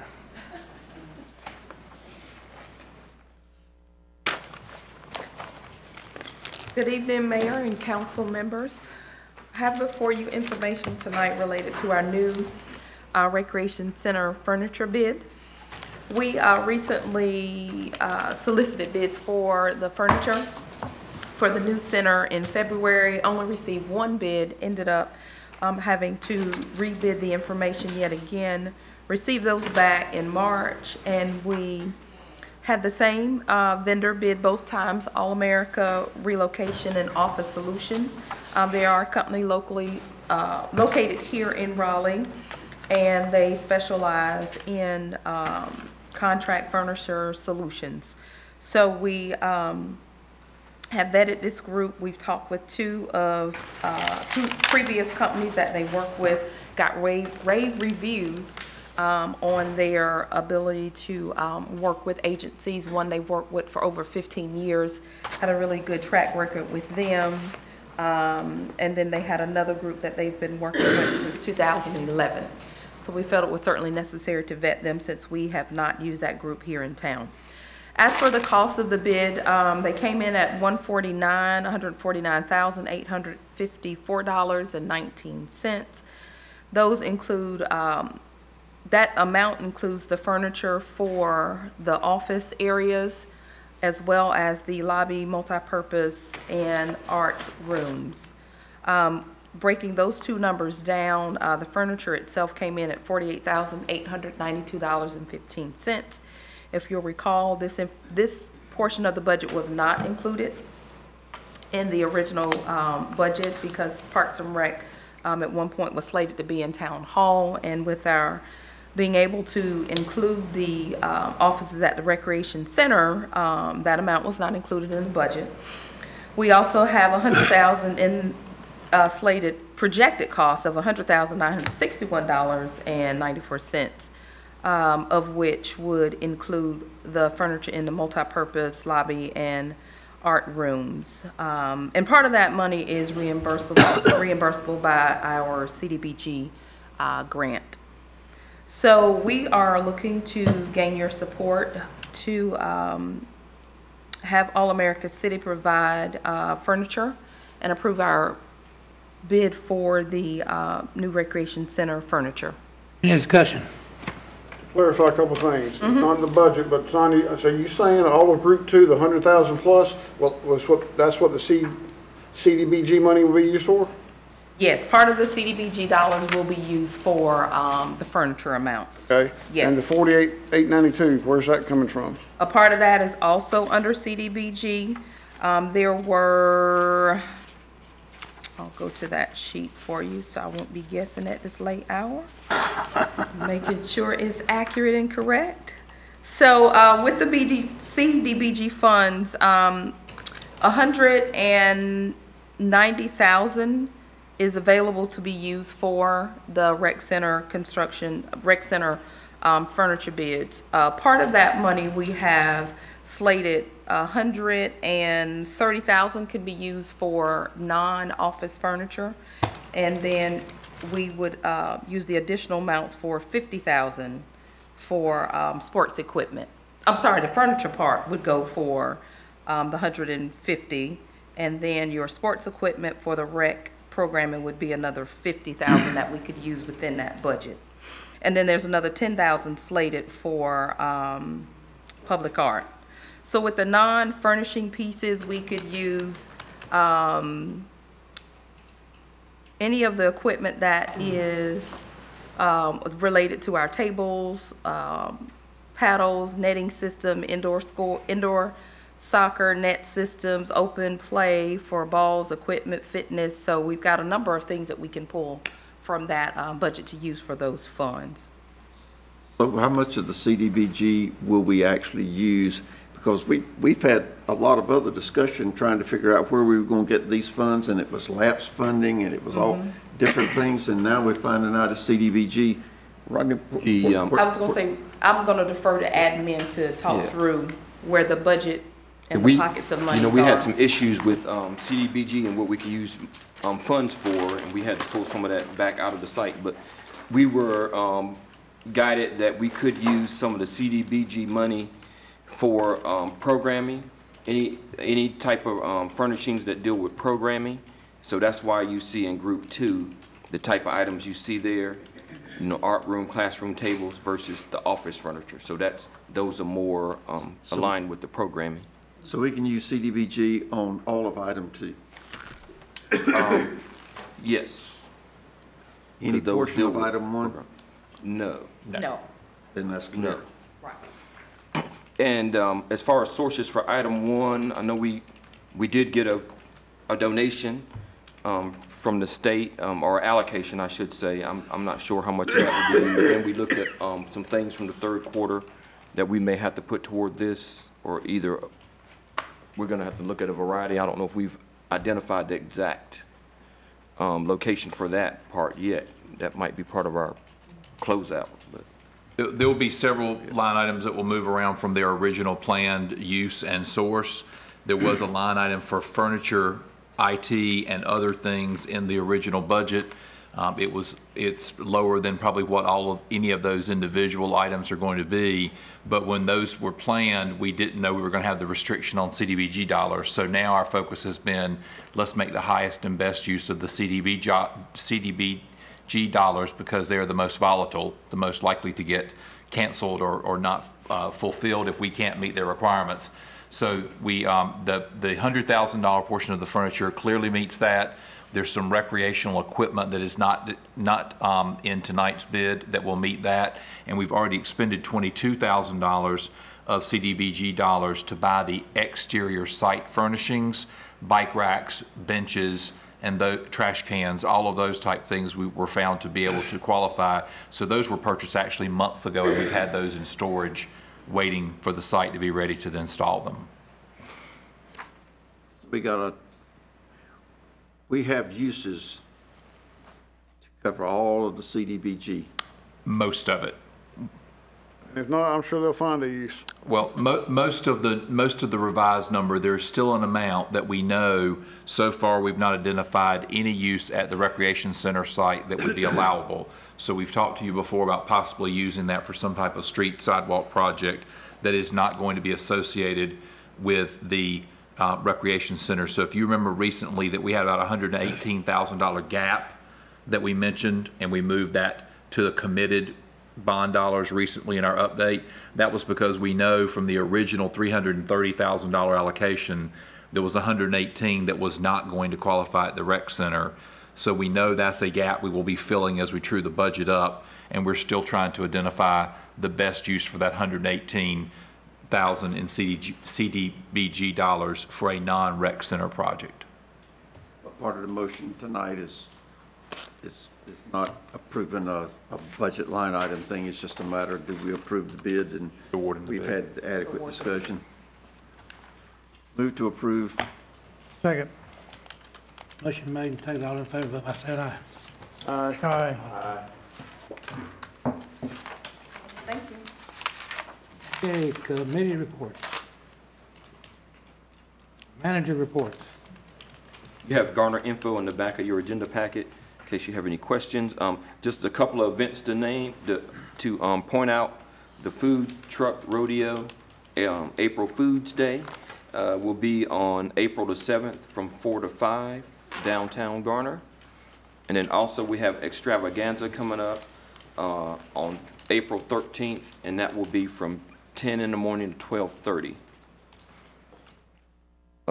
One other thing I want to mention is that we're in the middle of our spring cleanup.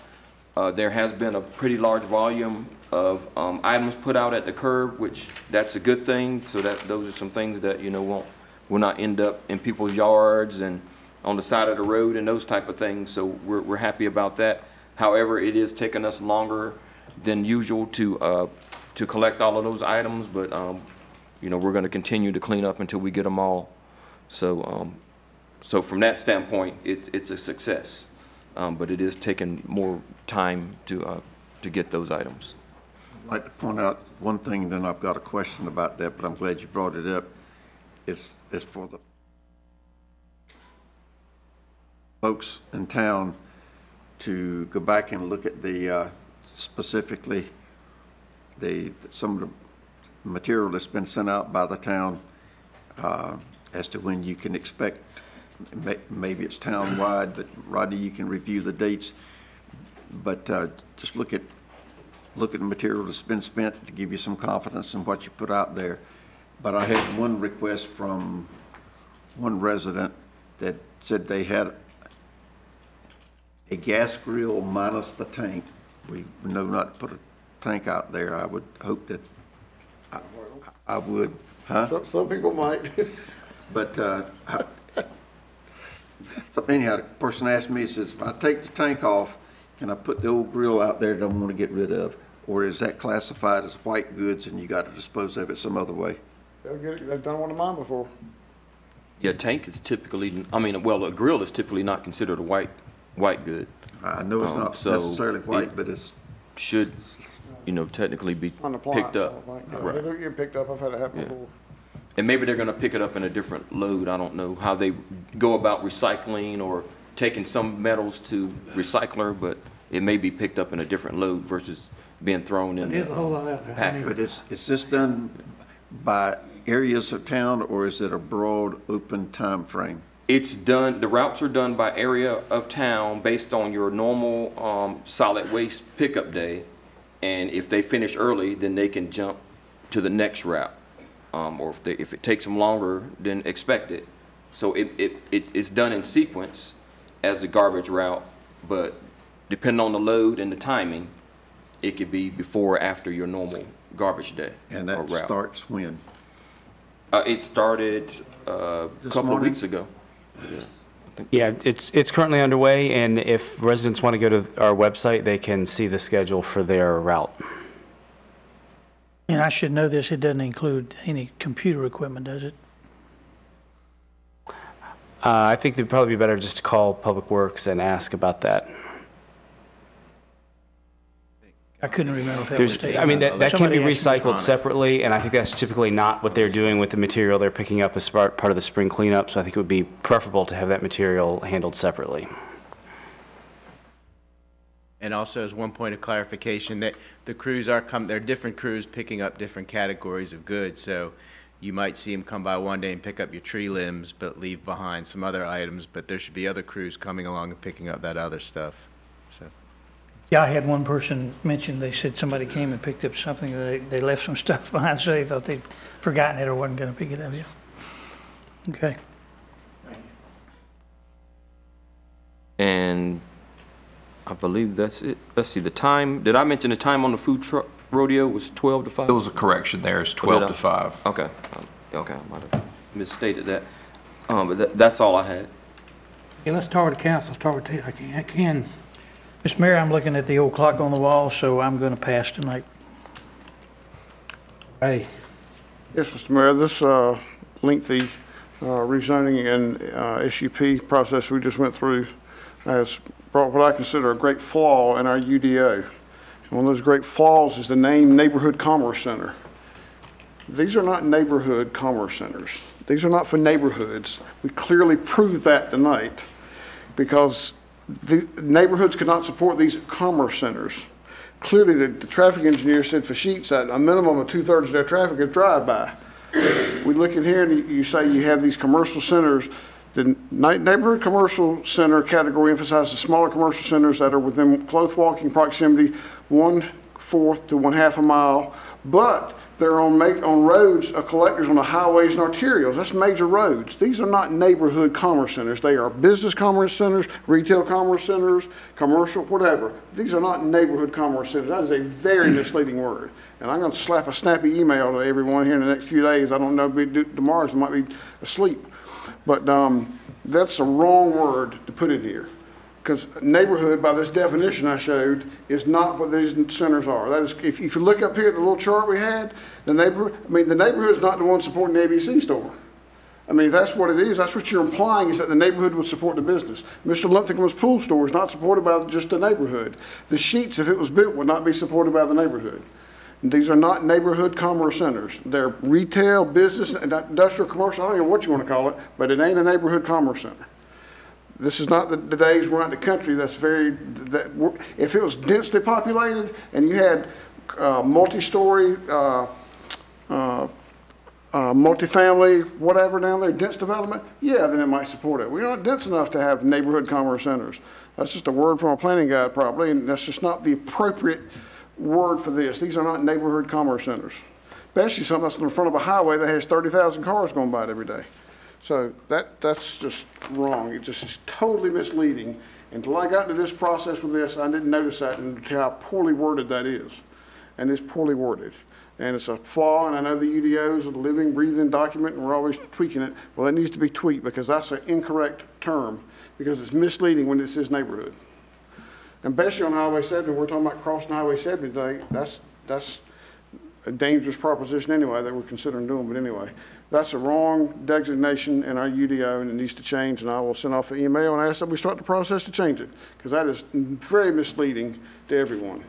Mr. Singh, I guess confession is good for the soul. My recollection is that this came before the council, that terminology, from I believe our comprehensive plan, and we had a chance to vote on it. And I know I voted for it at the time, so tonight I didn't vote consistent with that because I didn't probably understand some of the implications that we heard this evening. So when we vote to approve those things, they're so general and so broad. But when you get something specific tonight, like we had tonight, and you learn that is not the appropriate terminology, it's very misleading.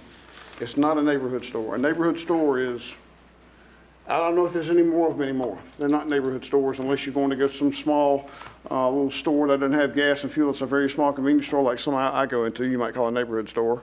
But that's not what goes into an arterial or to a major highway. That's very misleading, poorly worded. Mr. Singleton. I've had my rant, and I will continue to rant in emails. But it's not right. It's not correct. It's just like years ago when O&I allowed multifamily, and we denied one, got taken to court because it was allowed, because O&I should never have had multifamily allowed in it, and that happened a long time ago. Anyway.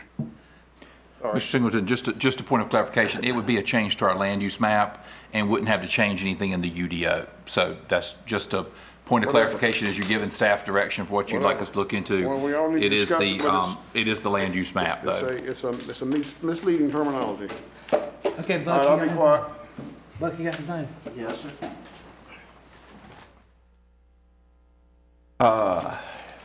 We've got a meeting next Tuesday afternoon at 3:30, and that's addressing some preliminary numbers on the upstairs. I think there's actually another meeting in the training room upstairs. No, Is that right? that one was moved, so it's now back to the training room. Yes, So, upstairs. Is that in the training room? Yes, sir. Okay. At an earlier time, did we also, a month ago or more, schedule or establish a preliminary date of May the 7th, which I think is a Tuesday, for an all-day session on the budget? 7:38, we did. Yes. Okay. I just wanted to see how, if we were still firm on that. I'm trying to plan my own calendar, and so that'll be the day after our Monday meeting that month. Yeah, this meeting on the 6th, and that'll be on the 7th. Yes. Okay. Mayor, well, go ahead, Buck. It's your turn. And that could drift to the next day if we don't secure it on. I mean, I think it's our plan to do it on the 7th, and the last few years that's been sufficient time, so I wouldn't anticipate that it would move to or extend into the 8th. Am I understanding your question correctly? Yeah, I'm glad if you think it can stay on the 7th. I believe it can. That's good. Thank you. That's all I've got. Stella, will you send sympathy cards to Tommy Rich family? Tommy Rich? Ted Silver. Yeah, I was just going to ask, I don't know what's on our agenda, obviously, for the next meeting this month, but I assume at the beginning of the meeting there will be some little ceremonial presentation of the new person and swearing in. I didn't know if there would be any kind of a little reception, or if we'll just get right down to business after we get Mr. Vance sworn in. Yeah, we had not planned a reception, and Mr. Vance said that was not necessary. Good, okay. If we had thought about that, so. in my discussion with him. Yeah. So I think the plan is to have him sworn in and then to take his seat and get right to business. Okay. Get sworn in so he can get swore at. Anybody have anything else? We do have a closed session, Mr. Mayor. Need a citation for that? Hopefully, I it's on think the that's going to be, Would you like to do that in here? If the council would prefer to just stay in here, I apologize for having to bring something to you tonight, but it is time sensitive. That's fine. Yeah, it's on the agenda. 143, 318, 11A5 to discuss possible real estate acquisition. So moved. The general statute is mentioned by Mr. Attorney for Real estate. Discussion. Okay, we're in closed session.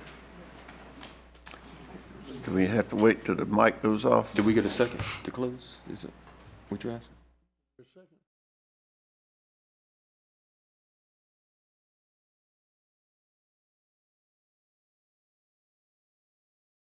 Yeah, I think Buck made a motion to go back. Yeah, second. All in favor, vote by aye, say aye. Aye. Ray, report to the people real quick. Yo! I think we need to make sure that, I see Mr. Mercer. I hadn't seen him yet. He told us he was Is he ready. Yes, Okay. sir. The board went into closed session to discuss potential real estate transaction, and no action was taken. Very good. I move that we adjourn. Second. Motion made second. Aye. Go home.